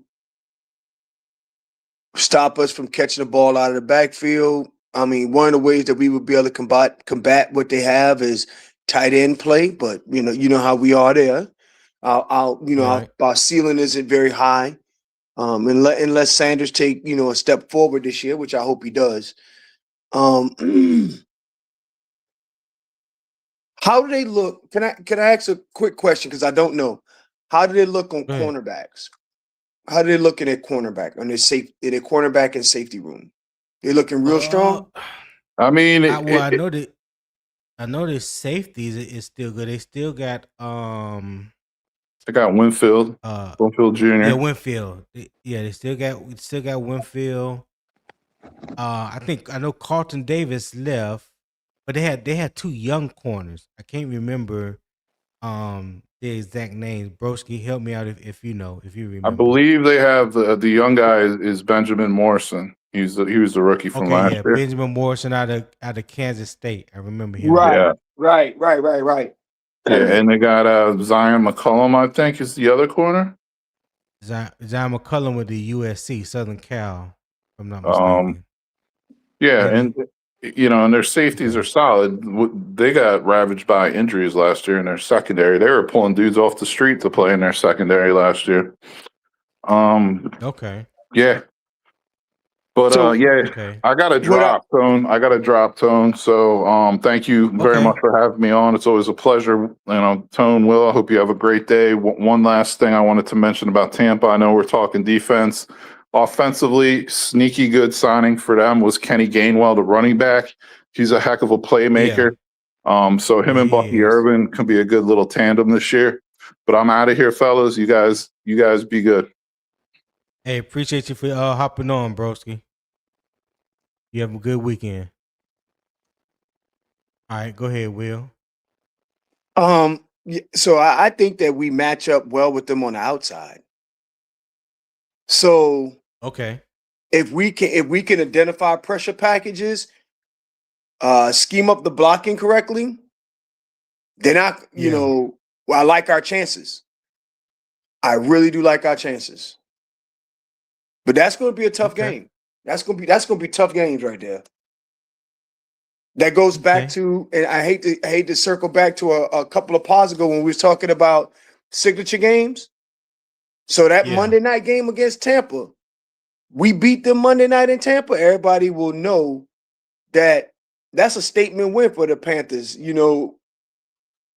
Everybody just assumed that this is Tampa's division. And Yeah. we go Yeah. down to Tampa in November and punch them in the mouth right after Thanksgiving.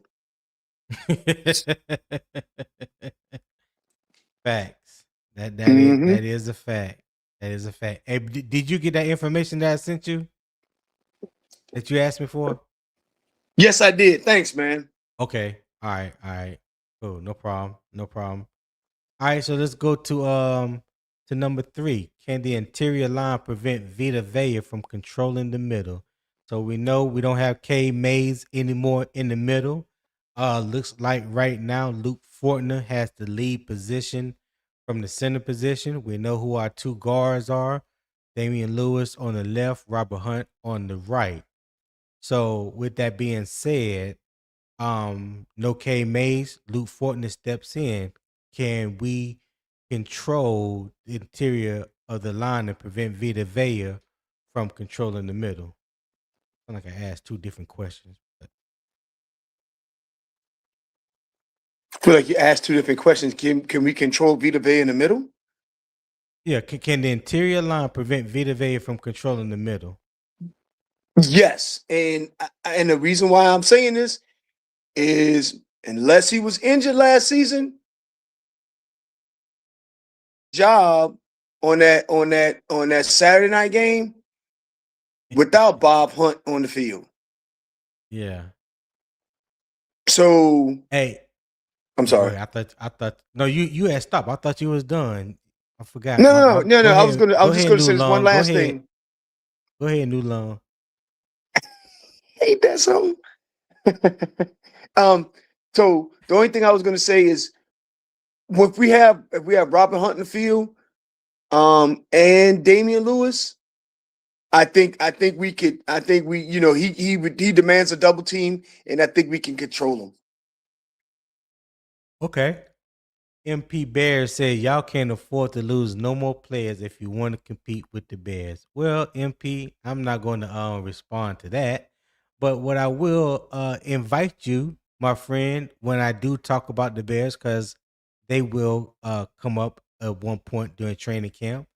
I would like for you to come up and defend the Bears, you and Broski Bear. I know Broski will be here, but hey, why not have 2 instead of 1?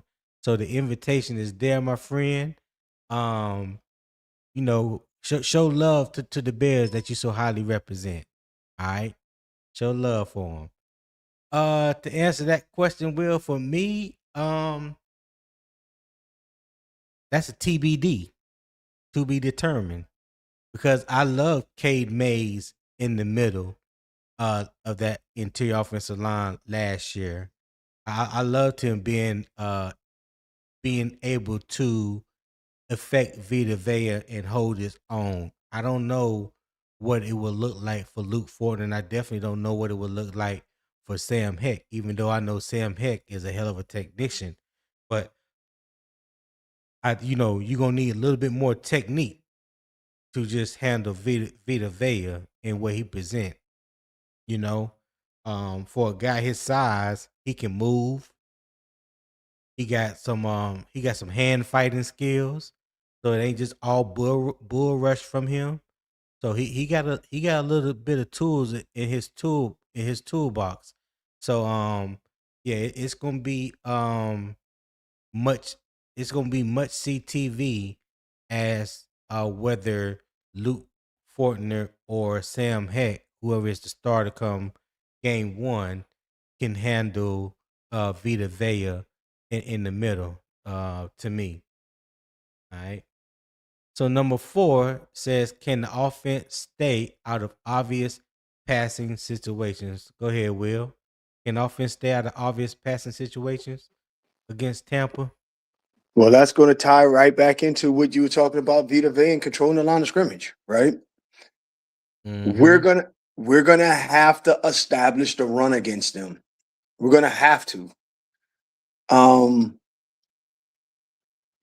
Also, can we effectively catch the ball out of the backfield to provide the ability to keep them from trying to just run downhill against us? Mm-hmm. And that means that, from your lips, from my lips to God's ears, is to make sure that Brooks, who seems to be a good pass catcher out of the backfield, can we utilize that skill set to slow down the ability and neutralize Vita Vea? Because if we catch the ball out of the backfield, Vita Vea can do all he wants in the middle of that field. It doesn't really matter. So Right. that's what I'm thinking there. How to stay out of obvious passing downs is to Yeah. utilize all the tools in our toolbox. Yeah. Because we have never seen either one of those guys that's playing the tackle positions for the Panthers. I know Rasheed Walker is a veteran, but this would be his first year with the Panthers, working alongside Damian Lewis. Monroe Freeland, of course, like everyone knows, is a rookie this year, so we definitely don't know what it would look like with him and Robert Hunt on the right side. And but just off of that, right now, I would have to give an advantage to the edge rushers for Tampa Bay. And it would be good if we can stay out of obvious passing situations. That means that the run game is working effectively. You know what I'm saying? If you can get us in third and manageable, 3rd and 4, 3rd and 3, something like that, that is staying out of obvious passing situations. Um if we at 3rd and 8 or 3rd and 9 or something like that, can we stay out of those obvious passing situations? I don't know, but I hope we could. I hope we can. Let me say that. So those are the two big knowns for me. And the only reason why I don't say for sure, yes, we can, because we don't know what those guys will be able to do out on the edge, even though I think they are pretty good pass blockers in their own right. But Monroe Freeland, we ain't seen him in an NFL game yet. And even though I know the numbers suggest that Rasheed Walker is a better pass blocker than he is a run blocker, um, I still haven't seen what that will look like as of yet. So I don't know. I may have to go back and watch a game or two of Rasheed Walker from last year and see how he held up in the passing game. Okay, so that's my response on that one. So now we go to when Tampa has the ball. All right. So number one, we got can Carolina pressure Mayfield without Scourton. Number two, can the Panthers contain Bucky Irvin in the run game? Number three, can the secondary handle Godwin and Ibuka without constant safety help? And number four, can Carolina win with 4 rushers? All right. So we're gonna start with number one. Can Carolina pressure Baker Mayfield without Nic Scourton? What you think?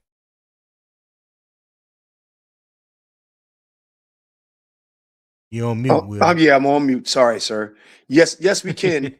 Of course, it would have been a lot better with Scourton on the field, but I think with Jalen Phillips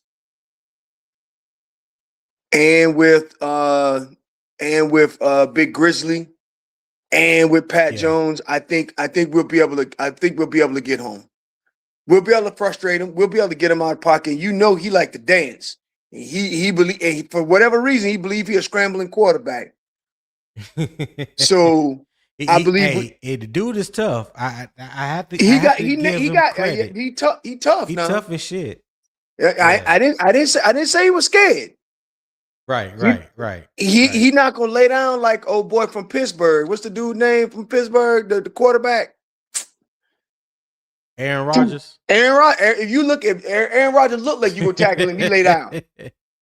Aaron Rodgers, say, yo. Aaron Rodgers, 52 years old, man. He better look like that. He get broke up. Good point, man. Good point. Yeah. Yes, I believe that we're going to be able to get pressure. Will it would have been better with Scourton? Yes. But I believe that Pat Jones is a great cancellation prize. And I'm telling you, man, I love what this front office have done. Even, we got all these injuries. People don't know that we got another round in the chamber. So I believe we will get pressure. Yeah. I feel you on that. All right. I believe so. I'm hoping so. Because Nic Scourton was supposed to have been a significant part of that. And I know Pat Jones can provide pass rush ability, opposite side of JJ Phillips. But we haven't seen Pat Jones in a while. And we definitely have to make sure that he's 100% recovered from the back injury. That's one of the worst injuries that you can have in any sport is a back injury. Because once that back start acting up, it's like hard to get the back right. It's really hard to get the back right. But when healthy, he can provide some definite pass rush.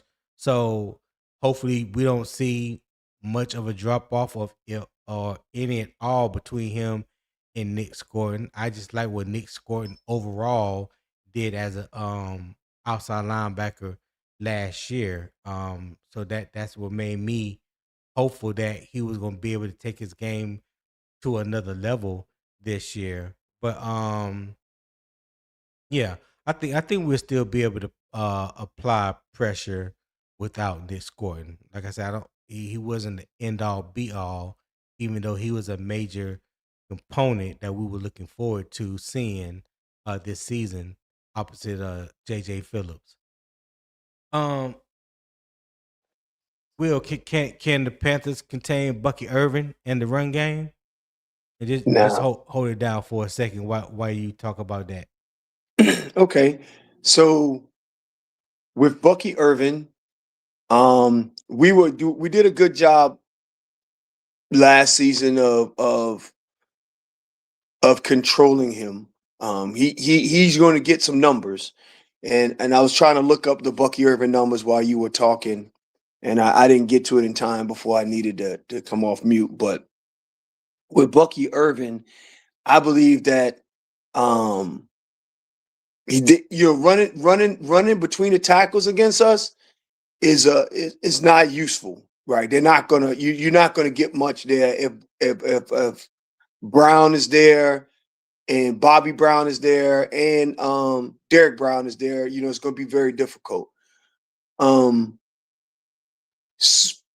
Phillips have been very good at controlling, setting the edge and controlling the line of scrimmage.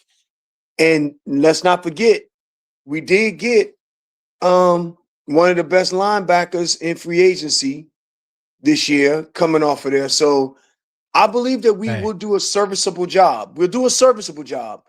I'm not besmirching him and saying that he's terrible or anything like that. I'm definitely not doing that. I'm just saying that I think we'll do a serviceable job against him. Okay. All right. I'm in agreement with you. I believe we can contain them this year, especially if we run a true 3-4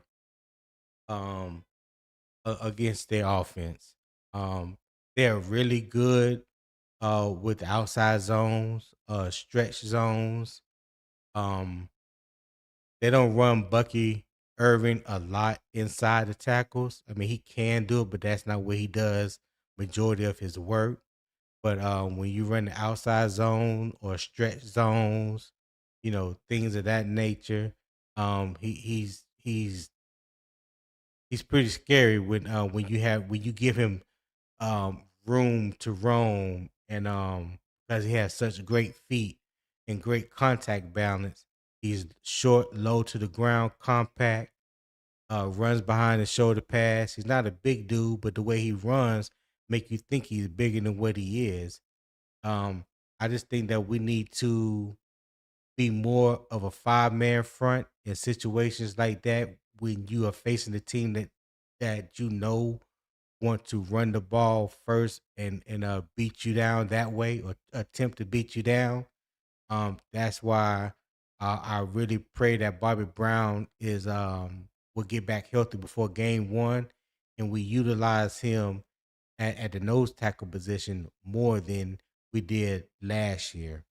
Okay, that's what I want to see, and if we do that, that will make me feel a whole lot comfortable when we're facing any team in the run game.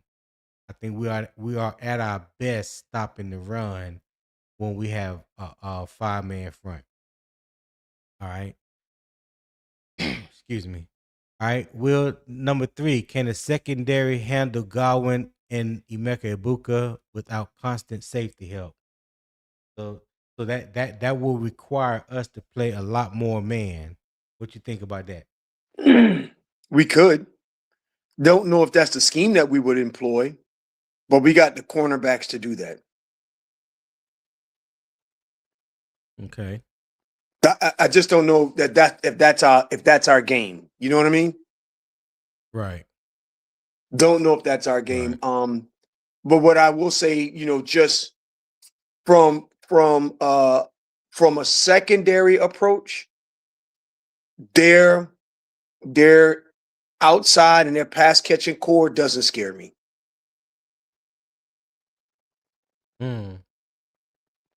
Okay.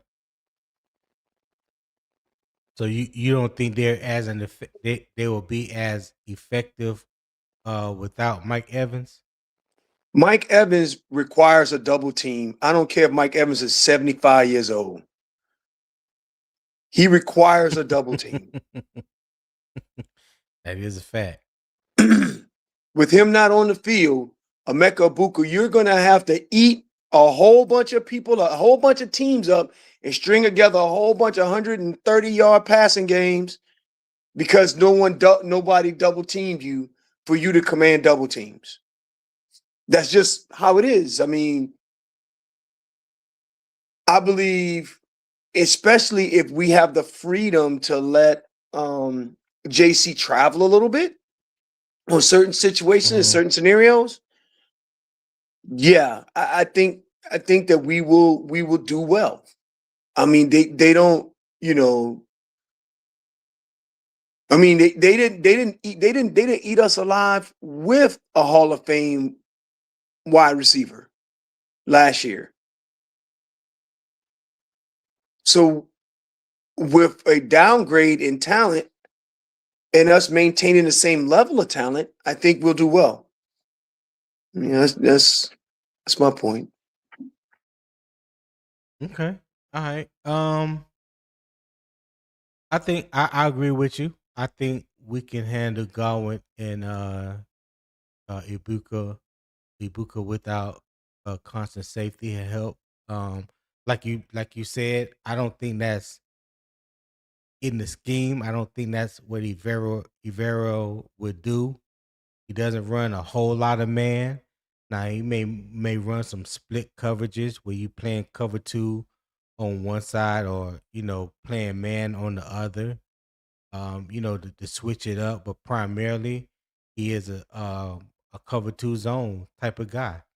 But with the upgrades that we have in the secondary, added depth at cornerback, at the nickel spot, I hope there's some scheme versatility in there to where we can just do more of just the norm. You know what I'm saying? Depending on who we play each week, I hope there's one or two packages that we can throw at teams that maybe they didn't expect from us. So yeah, I think we have enough in the chamber, if you will, to handle the receivers from Tampa Bay. All right. Let's see. Eternal says we didn't play healthy Ibuka. They have Ted Johnson McMillan shape hard. We barely beat them. Will you keep sleeping on our opponents, then blame coaching when it don't go your way? All right. Can I respond to shout that? out to you, Will. You sure can. Hold on, I've never. real quick Okay. Mhm. before you respond. Shout out to Red Firebomb. He said, "Good day, soldiers. Thank God it's Friday. Hey, top of the morning to you, Red Swarm. And greatly appreciate you for tapping in. Make sure you hit that like button as well." And he also said, "Good morning to everyone in the chat. Hope that each of you has a fantastic Friday." All right, go ahead, Will. Yeah, I don't blame coaching staffs for anything, so I don't know where he get 252 get that from. That's not a me thing. That's what he I'm not said. sleeping. I'm not sleeping on their opponents. I just stated that, and you said we barely beat them and we lost to them once. But if you look at that Tampa Bay game, we didn't lose that game. We left it into the referee's hands to lose that game. And I'm not sleeping on the opponents. I'm just saying that's where we match up well. I believe our outside, our safeties and our cornerbacks match up well against their pass catching group, their skill group. Just like I said about the running game, I believe that Bucky Irvin, he got good feet. He's a great runner, got good contact balance. He's going to get his numbers, but we have done a good job of containing him. But I feel much better about our safeties and cornerbacks against their pass catching group than I do against their running game and their offensive line play. That's not sleeping on them. That's just my opinion. Right. Got you. And last but not least, I hope that answers your question, Eternal 252, or your comment. Can Carolina win with 4 rushers? Go ahead, Will. Yeah, because we got a lot of developmental players in there that we got to get right. That was for 252. No, I would say it really just depends on Lee Hunter. You talking about our 4 down linemen? Yeah. Yeah, it depends on Lee Hunter. You when you said that you looked at the film and you talked about before he went to Texas Tech and he had 1 year of productivity, that makes me nervous. Because I wasn't really that far into his film. So yeah, will they be able to, will Lee Hunter be able to hold up his end of the bargain next to Bobby Brown? Hopefully. If he can, I think we're pretty good because I do trust Pat Jones on run and on passing downs. So Okay. All right. Yeah, I think we can get home with the 4 rushes. I think we will be able to get home with the 4 rushes this year. Again, just going back to Ivero, and he has a little bit more. He has a little bit more depth and a little bit better weapons than he has had in prior years. So I hope that opens up the playbook a little bit more and allow him to be aggressive as well. So hopefully we can see that we can get home with 4. That's the big hope with Jalen Phillips. One of the main reasons that we brought him in is his ability to create pressure off the edge, in 4-man pressure, playing in that Vic Fangio defense, playing under Vic Fangio in Miami and Philadelphia. So, the defense is not that much different than what he's used to or what he's played in before. So he kind of knows what's expected coming over to Carolina. So we just hope that translates and be beneficial for that front 4.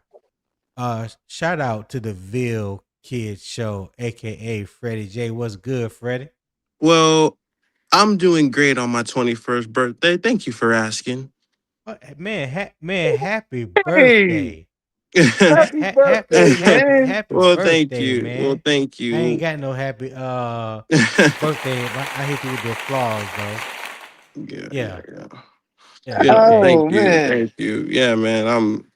Yeah. I'm I'm feeling What you good. drinking tonight then? Drink some. Well, What you actually, drinking tonight? I think my mom got me covered on the bottle because my mom just woke me up and said, "What's your catch up?" So she can bless me for that. So I think my mom's gonna take care of my bottle Bless her. for yeah. Bless moms. Bless moms. Oh We gonna yeah, bless her yeah. right now. Oh yeah. Thank Yes, you. sir. Get Thank Freddie you. right. Yeah, So yeah. what's going on, man? Talk to me. Hey, I'm doing good. I've been listening to the conversation. I see Tone is talking about the what to prepare for losing Nick Scourton, which hurts. But as we said, it's next man Mm-hmm. up mentality, and this is the beauty of getting guys back in Pat Jones and having Princely as well. So the quality depth behind him. But now guys have to step up and promise of Nick Yeah. Scourton. All right. Well, Shouting you out in the comments. Charlie I Gamer said happy birthday, young Freddie. appreciate Eternal 252 said Freddie, why you so damn loud? it. 252, Frankie said boy. That happy dude, that birthday. that dude a trip, man. Yeah, he is. SC said sup at Village Kid. And J Live also say happy birthday, Freddie. Hey, J Live, I want to Appreciate extend J the Live. invitation to you, my friend, because Monday, your team is up next. So the invitation is there, brother. If you want to tap in Monday morning, come up on the panel and show love and support to your New Orleans Aints. I would greatly appreciate that. And we definitely can get into that NFC talk. All right. So the invitation is there, man. Monday. We can get into it. As he said, what up, J Lies? Charlie Gamer said, get that doubt out your heart, man. We're going to that old bowl game. And of course, Blackout said, what's happening? He said, J Live says, if I'm off, I'll be there. J Live said, LOL. All right, man. All right. So let me ask this debate question so we can get off this topic. Freddie, you can go first. Is Tampa Bay still Carolina's biggest obstacle to repeating as NFC South champions, or have the loss of Mike Evans and another coordinator changed narrowed the gap? I think the loss of Mike Evans and the coordinator has narrowed the gap. I do think they are still our toughest opponent. I do. I think their talent with what they have and still that experienced coach and Todd Bowles still makes them a very a threat to us in the long run. I think Tampa is still our toughest opponent. I do. I think we'll Mhm. struggle with Tampa more than what y'all think based off that receiving talent that they still have behind them. Definitely a toughest opponent. Okay, Will, what you got? Yeah, they are our toughest opponent, I think.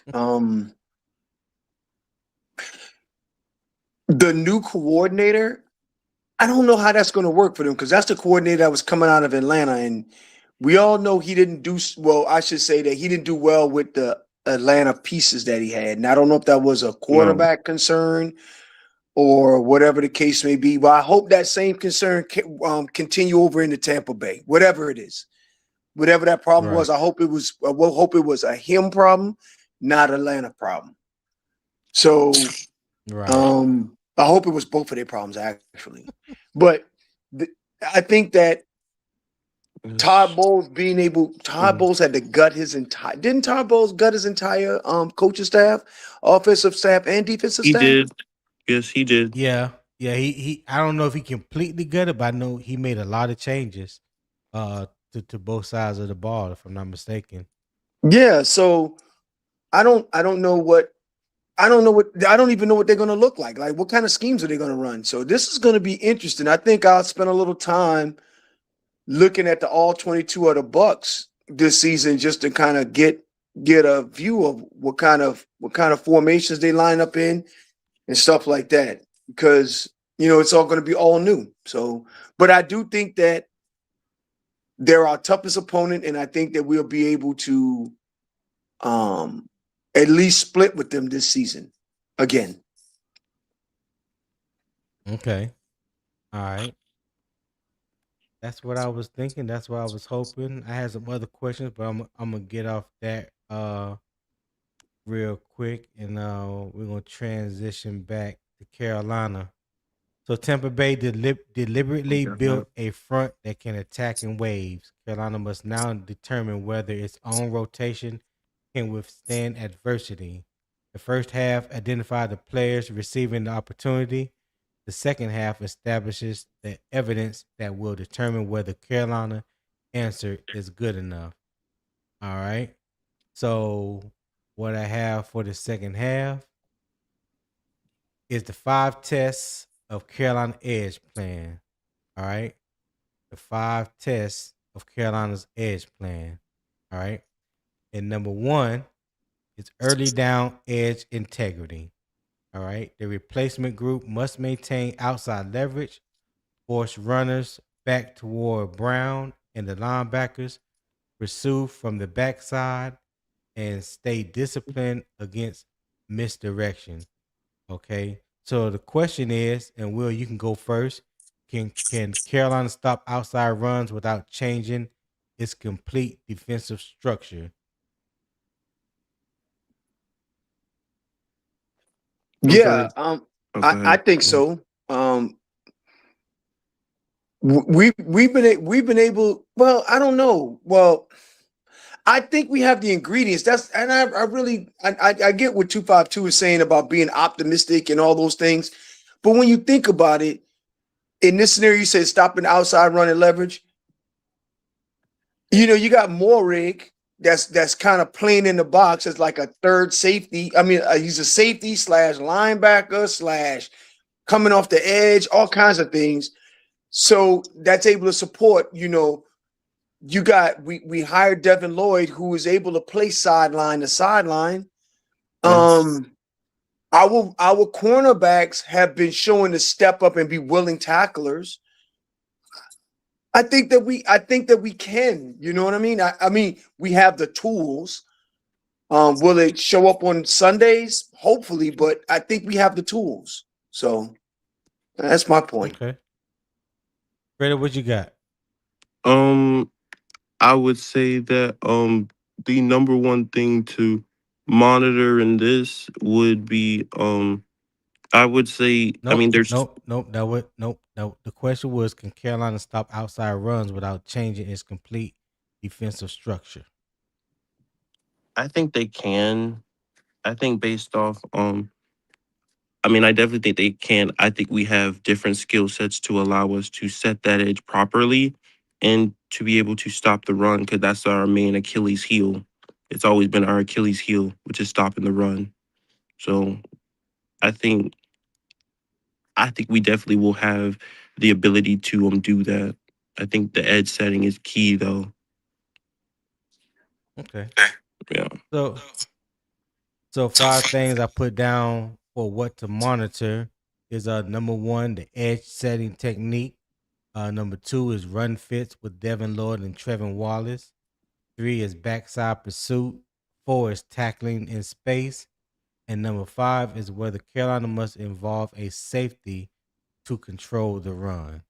All right. So those are my 5 things that that you must monitor or you should monitor in training camp and preseason when it comes to those things. All right. So test number 2 is the 4-man pressure.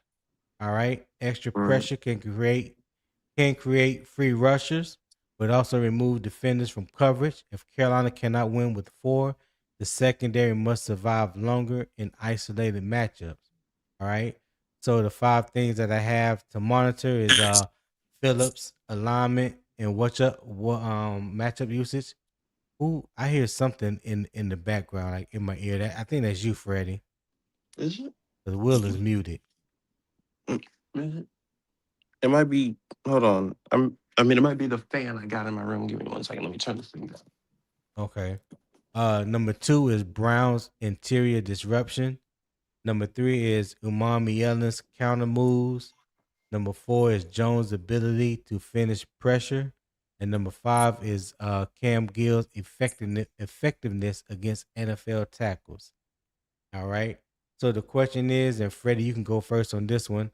Can Mm-hmm. Carolina affect quarterbacks without Evero constantly sending additional rushers?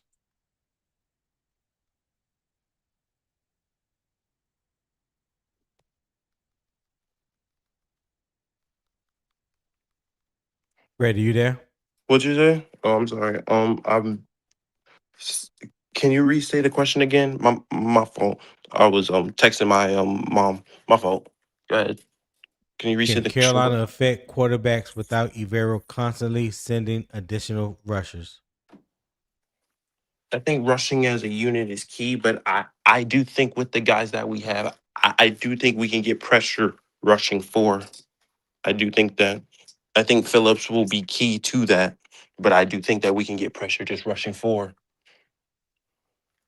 Okay. Will, what you got? Yeah.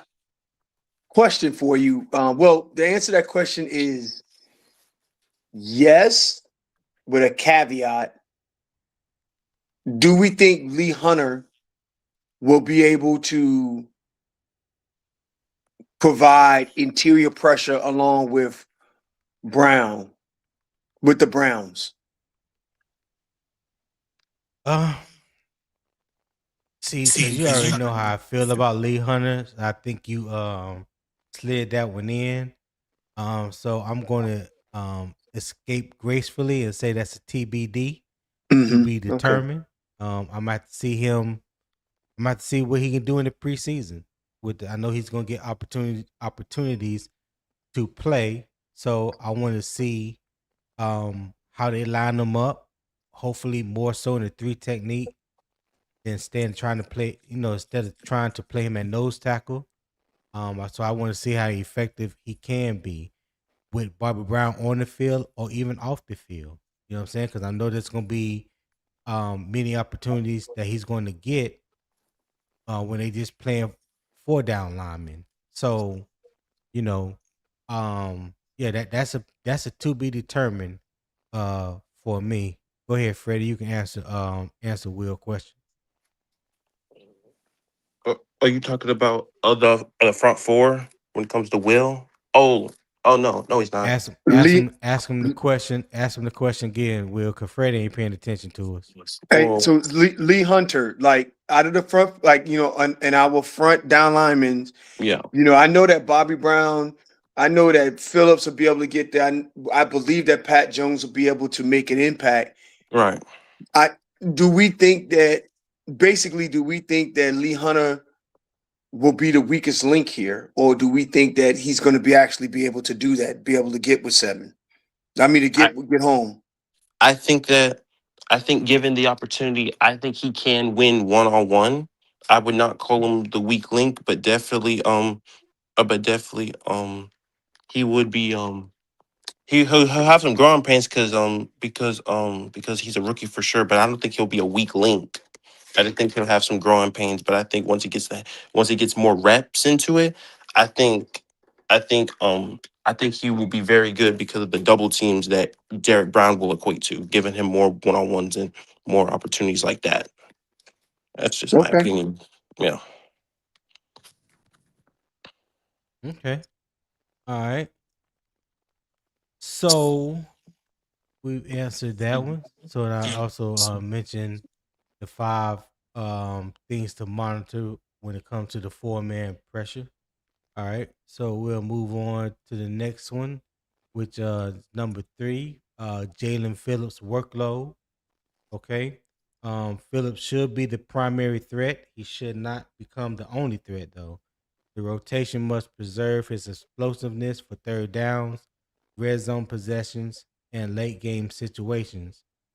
So I have here what to monitor: his early down snap distribution, his passing down combination. 3, how often Phillips reduces in size. Number 4, whether another defender commands protection attention. And number 5, how the defense functions when Phillips is taking a rest or, pretty much when he's off the field. So the question to you, Will, is can Carolina prevent Phillips from carrying the entire edge room?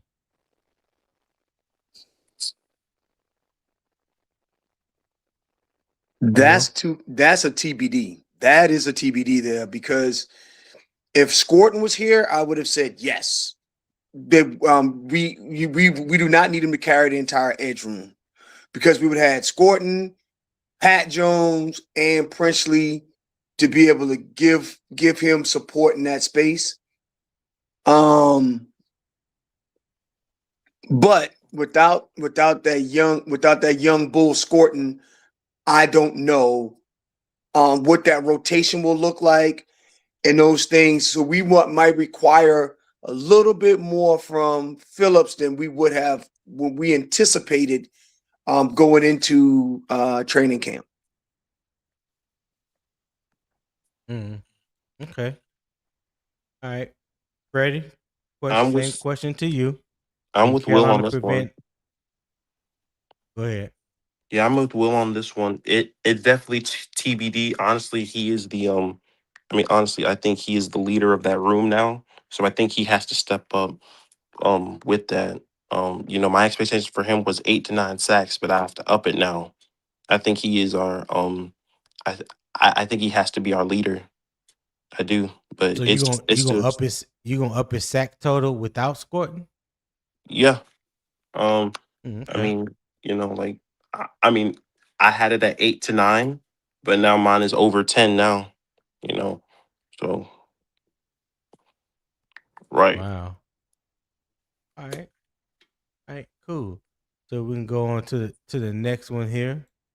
Number 4 is developmental process. All right. Umami Yellen is the clearest developmental candidate. Shout out to 252. But the opportunity is not automatically his. A larger role must be earned through assignment execution, run defense, rush plan development, and consistency. All right. So what I have here up, what to monitor as far as the developmental response. First team repetitions is number 1.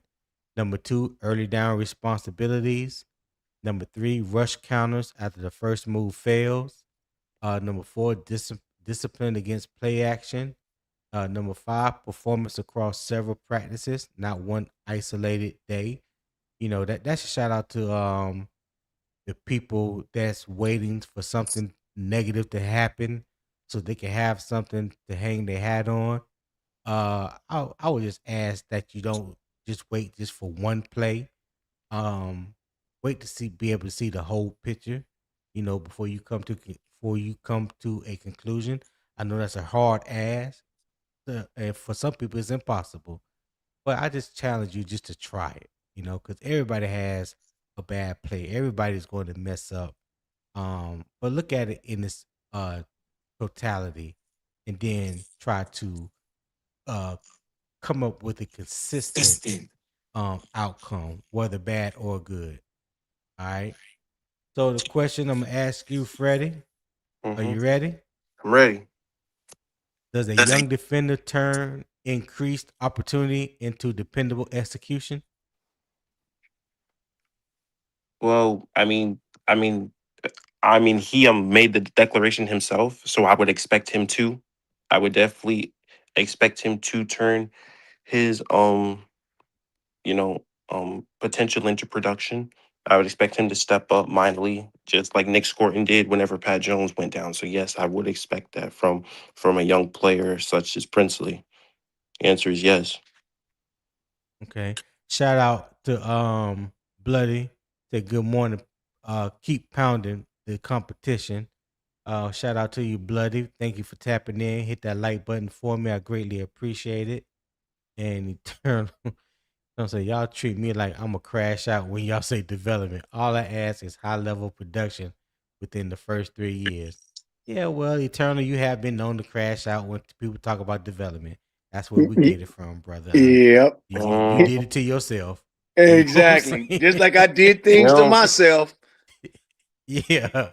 I did. Yeah. I own my ugliness. Right. That's all he need to do is just own it. He just need to own it. Yes, Hey. I have crashed out. Own who you are so they Will, can't use it against you. But Will, does a young defender turn increased opportunity into dependable execution? Yes, he can. I guess we're gonna have to see in training camp because he opened his mouth and was being all cute. Yes, he did. He was being all cute. Now, just like when everybody talked about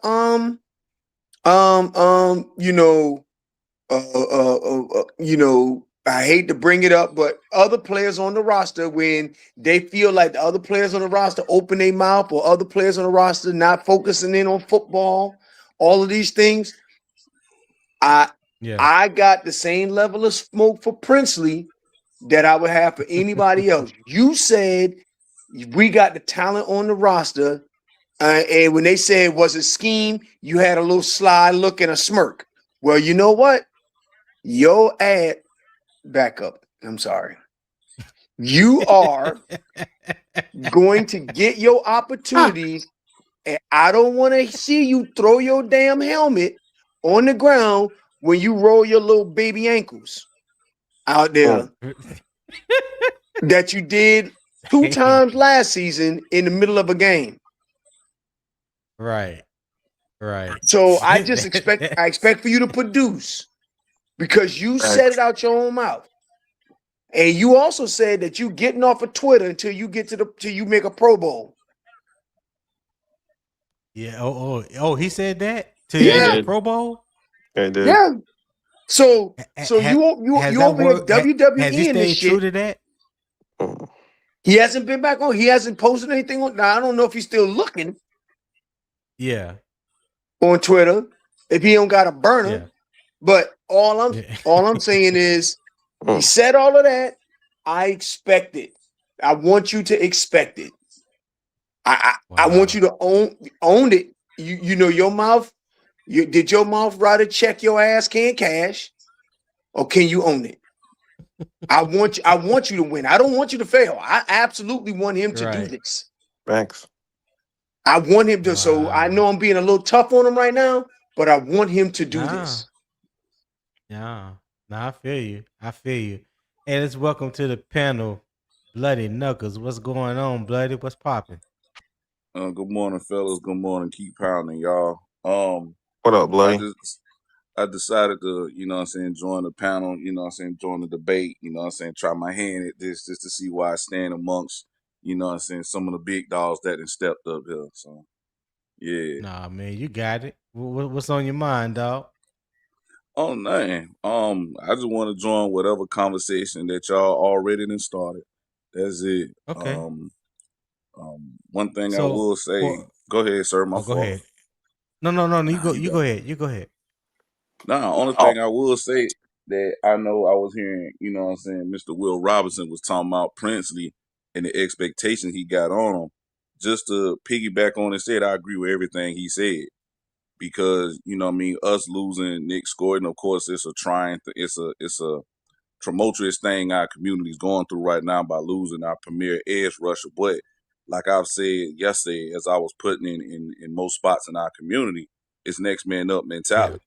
It's an opportunity for Princely to step up. It's an opportunity for, a multi-million-dollar man to really show that he's more than just a pressure rate guy.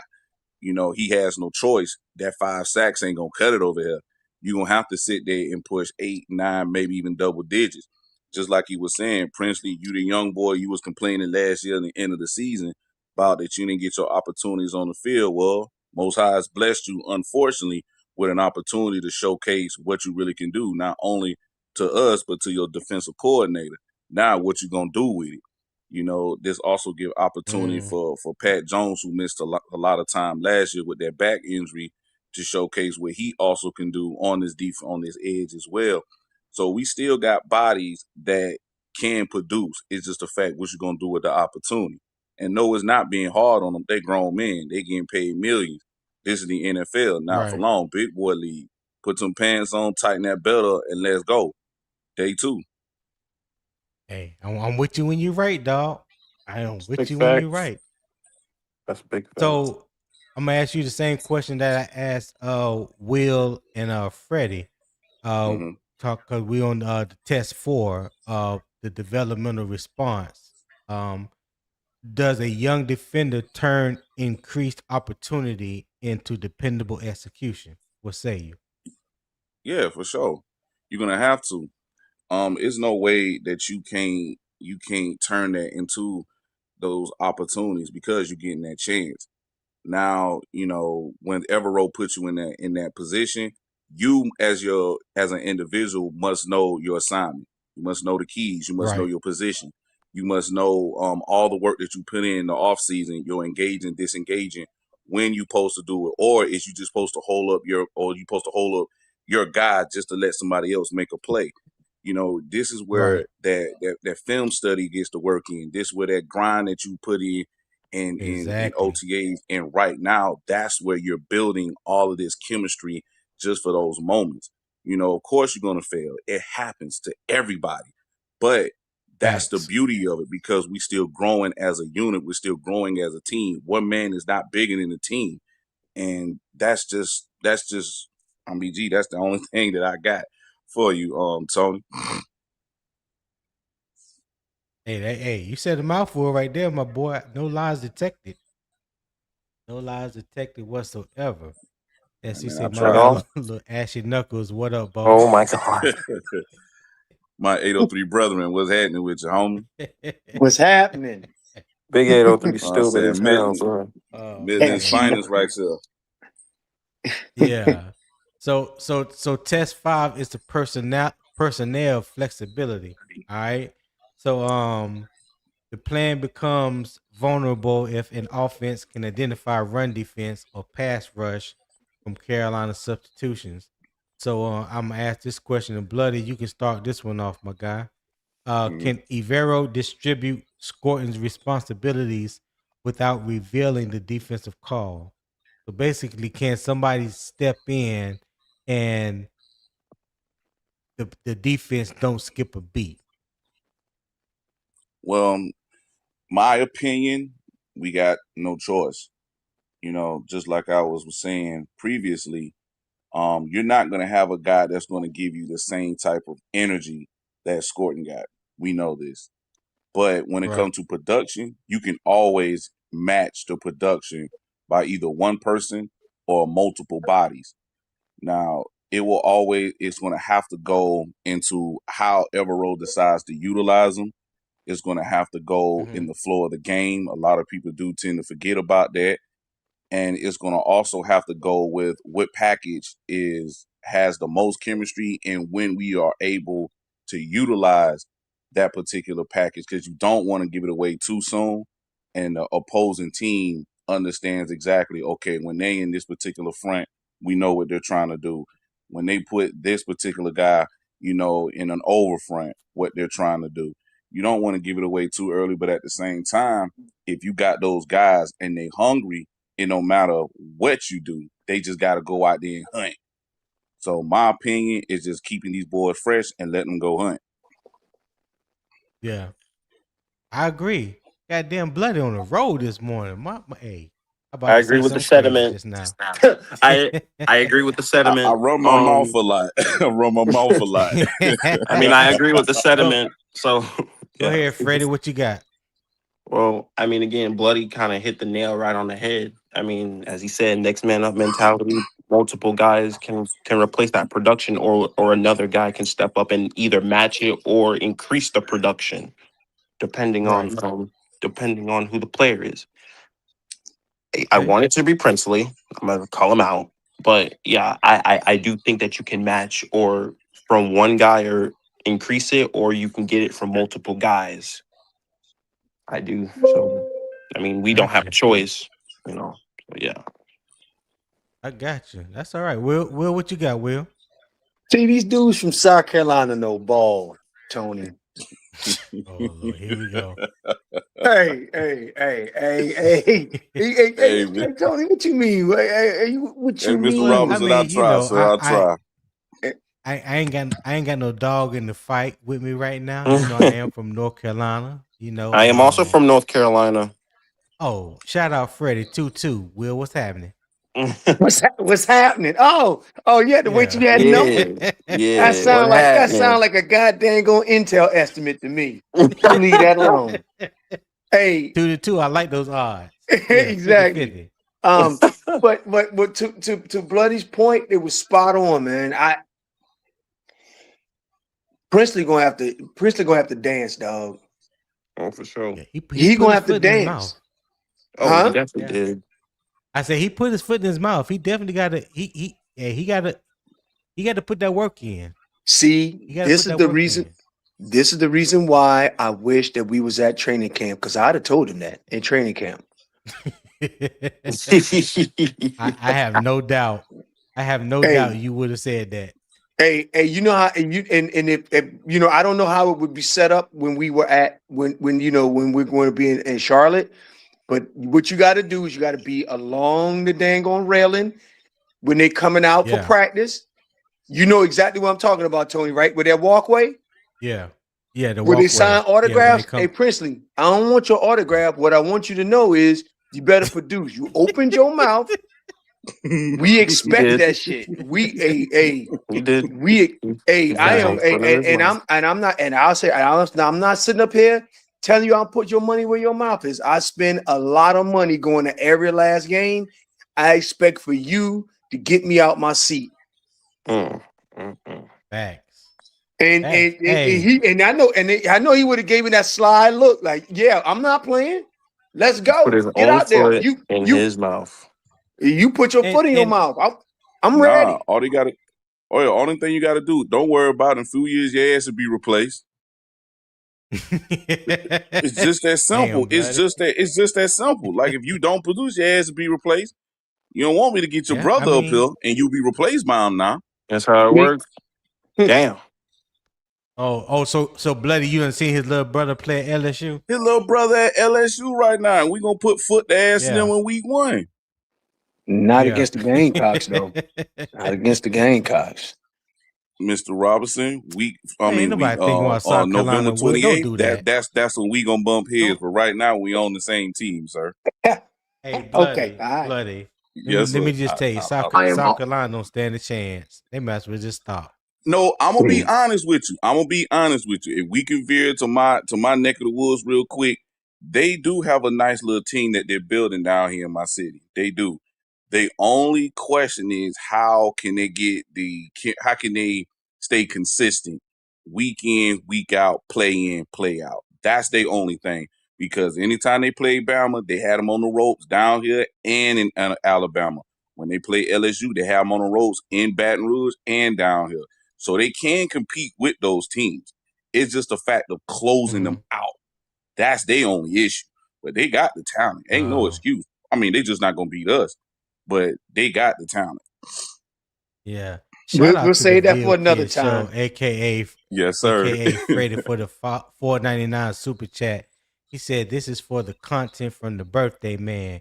Hey, I appreciate that, Freddie. Thank you for showing love and supporting the channel. Again, my brother. Happy 21st birthday. Hope you get a little some extra in that orange juice tonight. You know, make I am you also official. working on a cloud adjacent storage messaging. I would like to confirm what is average latency for your cloud landing zones. Oh, I'm sorry. No, my bad. You good. Like what the what the hell is that, right? Shit was about to come out. I'm like, oh yeah, that gotta be Will. Yeah. Hey. What kind of briefing we were in just now? Hey. Bro, I didn't do it. Shit, I put my hands up. Right? I plead the fifth. Hey. Somebody need to get in the skiff real quick. Yeah, I know, right? Yeah. I plead the fifth. Yeah. So the 5 for the personnel flexibility that I have, what to monitor is let me remove that real quick. Players handling multiple responsibilities. Number 2, Jalen Phillips moving across the formation. Number 3, Pat Jones playing both run and pass situations. Number 4 is Umami Ellen receiving early down work. Cam Gill contributing beyond obvious passing downs. And number 6 is pressure created without predictable substitutions. All right. So those are my 5 test points from the edge room that I think and what to monitor for all 5 that people should be paying attention to in preseason in training camp. I think we're going because we do have 4 games, the Hall of Fame game and 3 preseason games.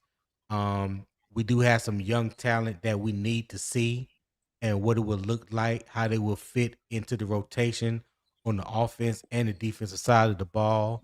So I think it's imperative that those guys get that extended work throughout the preseason. Also, we got guys that we would like to contribute this year that has been hurt or playing like a shell of themselves or what have you.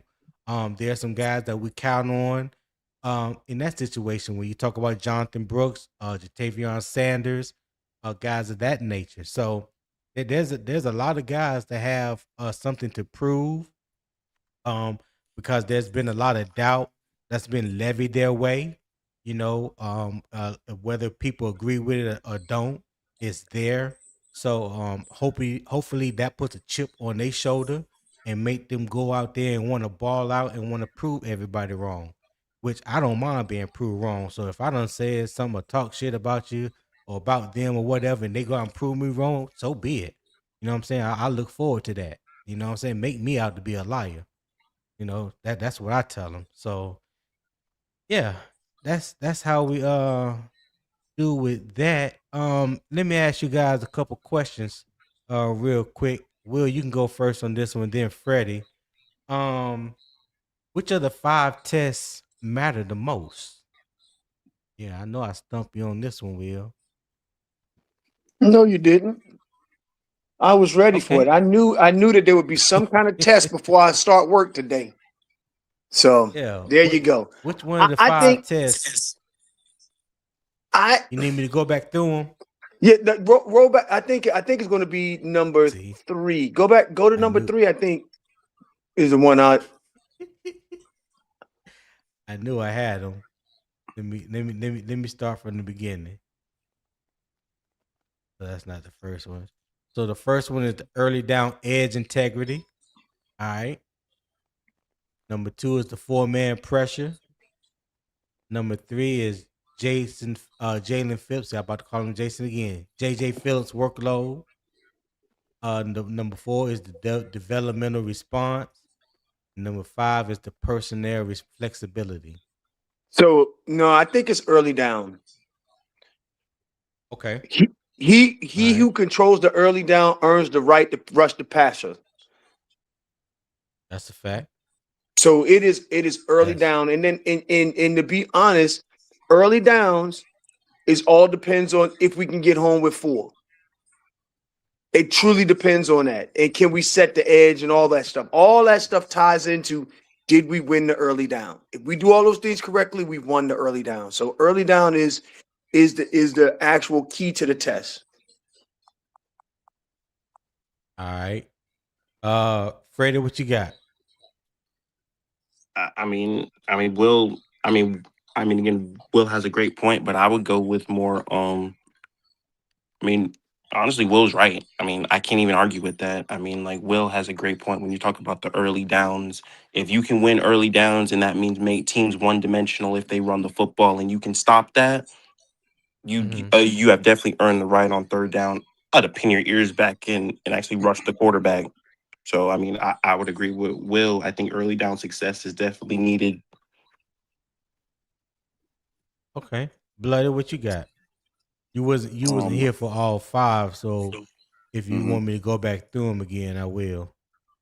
You can run through them real fast, but yeah, go ahead, run through them real fast for me, please. Yeah, so number 5 right here was the personnel flexibility. Number 4 was the developmental response. Number 3 was Phillips workload.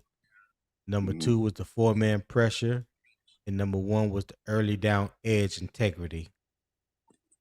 Well, first off, I like to agree with both of my Panther brethren with the things that they said. Early down is very important. But I also would say that the 4-man pressure rate is just as important, because you don't want to sit there and send multiple blitzes out, from the weak side or the strong side or even up the middle as much. You want to sit there and allow your 4 guys to hunt. You want your 4 guys to eat. We want our interior guys to sit there and crash and make it difficult to run up the middle, or even make it difficult for the QB to step up in the pocket.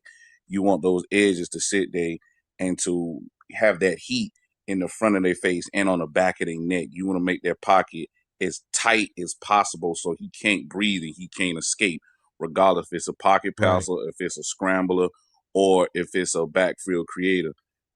So for me, I would say that 4-man pressure, because you always want to get home with 4, and that allow you to sit there and cover the middle and the back end and the boundary of the field. Okay. All right, cool. Hey, I support the answers that all 3 of you gave. So really, I don't feel any different. I do feel like all 5 of the test points would be beneficial for the edge room. But yeah, nothing that you guys said is wrong at all. So I will happily stand behind each one of you guys' answer. All right. So to the chat, so I'm gonna ask you guys, and the panel, you guys can answer too. Who becomes most important after Scourton's injury? Is it Jalen Phillips, Patrick Jones, Princely Umar-Mielen, or is it Ejiro Evero? Yeah, you weren't expecting that one, Will. I know. No. No, you want me to go most first? Important? Oh, yeah, I'm sorry. You can. Who becomes most important after Scourton's injury? Pat Jones. Pat Jones. Yeah. Okay. Because he's the direct replacement, and he's going to have to give us that same 2024 type season he had just had in 2024. Free back injury. So it has to be Pat Jones. Pat Jones was the starter before when you were Scourton rookie year. Pat Jones was the starter initially till after that Miami game. Yeah. So I think that Pat Jones is the most of the most needed in that space, and then I think that it is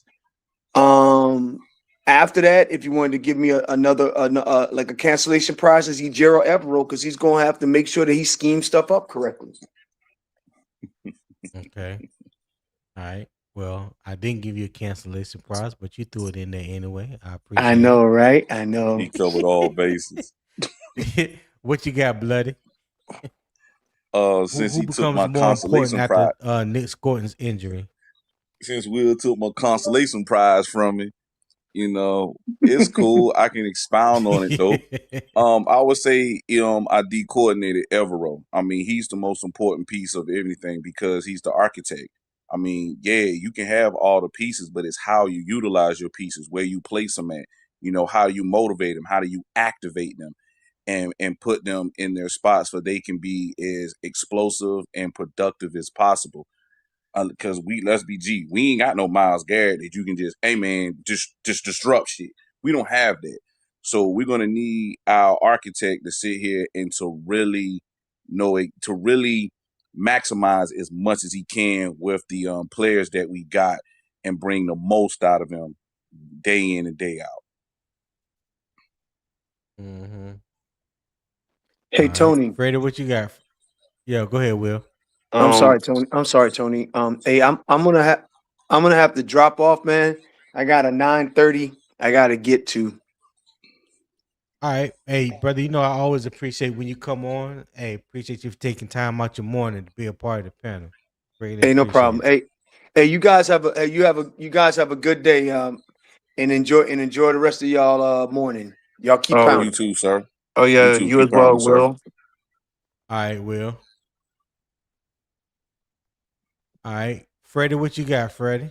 I would agree that the coordinator is definitely the most important because it's up to him to put these guys in positions to succeed.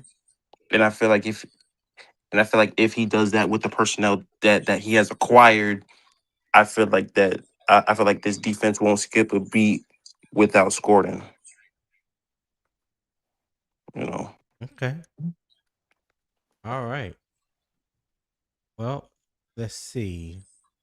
So what we need to see next. Hold on. Nervaz said, I don't want any injury excuses for Evero or Bryce or Canales.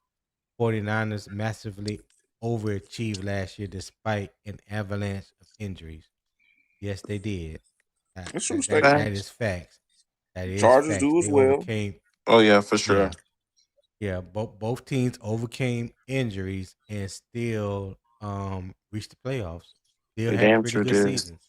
So yeah, that is facts. The next practice provides the first evidence, not the final verdict. So you need to monitor these things.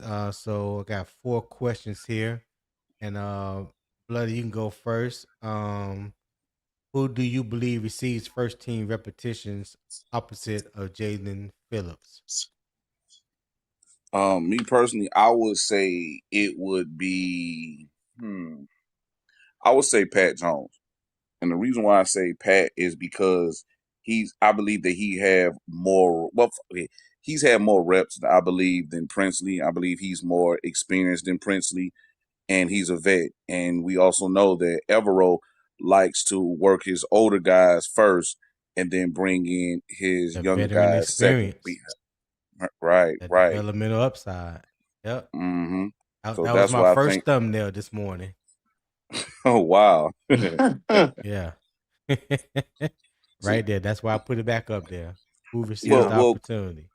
Well, quick thing. Can we go back to black visors? Because that's a fierce ass look on that uniform. That's tough as hell.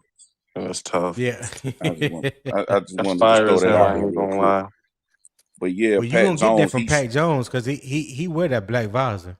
Yeah. Well, see, I would just like to see more of that in the league. You know, everybody got to wear the clear visors, but I ain't want to throw off. You know, you asked me the question. I just want to, acknowledge that real quick. Nah, you're But good. You're but good. yeah, I would say it has to be Pat Jones the second, just because he's a veteran presence. You would want to put two vets on each side. You know, he's more experienced. He knows placement. He knows footing. He knows how to engage and disengage. He knows how to get, tackles leaning one particular way and how to, shift. He knows how to set the edge. And what I mean by all of this, he just has more experience doing it than Princely. He could be the blueprint right now for Princely to follow before Princely get out there. I So agree. that's why I choose. That's why I choose Pat Jones. Right.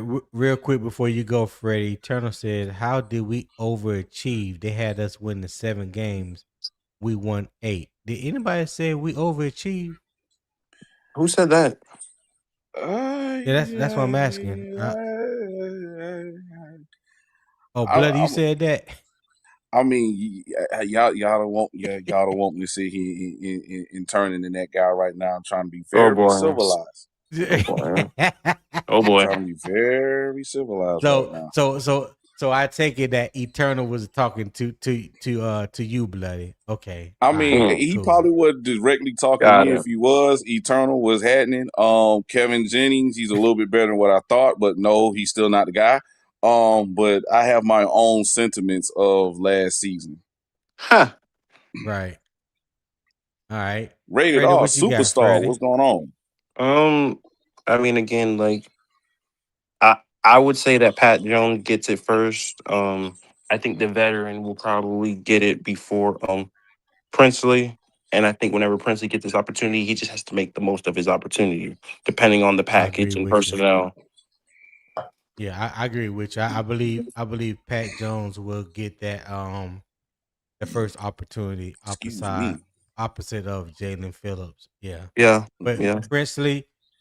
Princely, I have no doubt that he would be that third outside linebacker this year. So Yeah. he should be in heavy rotation. So his playing time, his minutes, his opportunities would definitely be see an increase this year as opposed to last year. And like you just said, Freddie, he got to make the most of the opportunity when it's presented to him.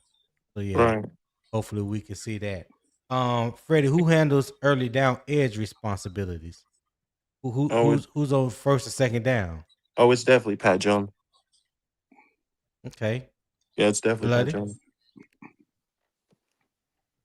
Oh, out of both of these gentlemen here, that's the question that you asked me, Tony. Mm-hmm. Yeah. Oh, I hate to do this. Yeah, I agree as well. It has to be Pat Jones, first and second. All right. All right. I'm gonna skip this third question. Because I know we've already talked about that before. Uh, last question, Bloody. You can go first. Does the rotation remain effective when Jason Phillips takes a rest when he's on the sideline? Can the rotation remain effective without Phillips on the field? It's gonna have to. And depending on who's gonna be in Phillips' spot, is gonna and the reason why I say it's gonna have to, because you can't just sit there and rely on one person to sit there and rush the passer. You can't rely on one guy to sit there and chase somebody off their square. You're No. gonna have to have multiple guys to have that type of technique, because God forbid if he go down, then what? So Right. now you gotta have, Princely. You gotta have even Cam Gill if he makes the squad, and he can go out there and get that pressure rate or even get somebody down. It's gonna have to be a collective effort more now than ever. So that's what I speak on that. All right. All right. Well, fellas, I greatly appreciate y'all tuning in and being a part of the panel. We're going to get ready to get up out of here. So I'm going to make my little last final statement, and that will definitely be it for today. So Nic Scourton towards ACL changes Carolina defensive plan, but it doesn't lower the standard. This will require a collective response, not a one-man fix. Jalen Phillips still needs to be disruptive off the edge. Derrick Brown must control the interior. And players like Patrick Jones II and Princely Umamielen have to prove they can handle bigger roles and produce consistently. Cam Gill now enters the mix and must show his UFL success can translate to the NFL, while Rivero has to maintain pressure without overexposing the secondary. Dan Morgan built this roster with depth in mind, and now those options have to deliver because next man up only matters if the next man performs. All right. So thank you guys for tuning in. I hope everybody enjoyed today's show. If you did, share it with a friend, family member, co-worker. Don't forget to hit that like button on your way out if you haven't already hit it. To subscribe to the channel, Unbiased Opinion Sports Talk. I would greatly appreciate that. If you want more, consider becoming a member on Patreon and subscribing to my YouTube channel, Unbiased Opinion Sports Talk. The handle is UO Sports Talk. Okay. Check the YouTube description for all my social media links, which is to Patreon, Twitter, and also YouTube. All right. I'll catch you guys next time, Monday morning. And as always, keep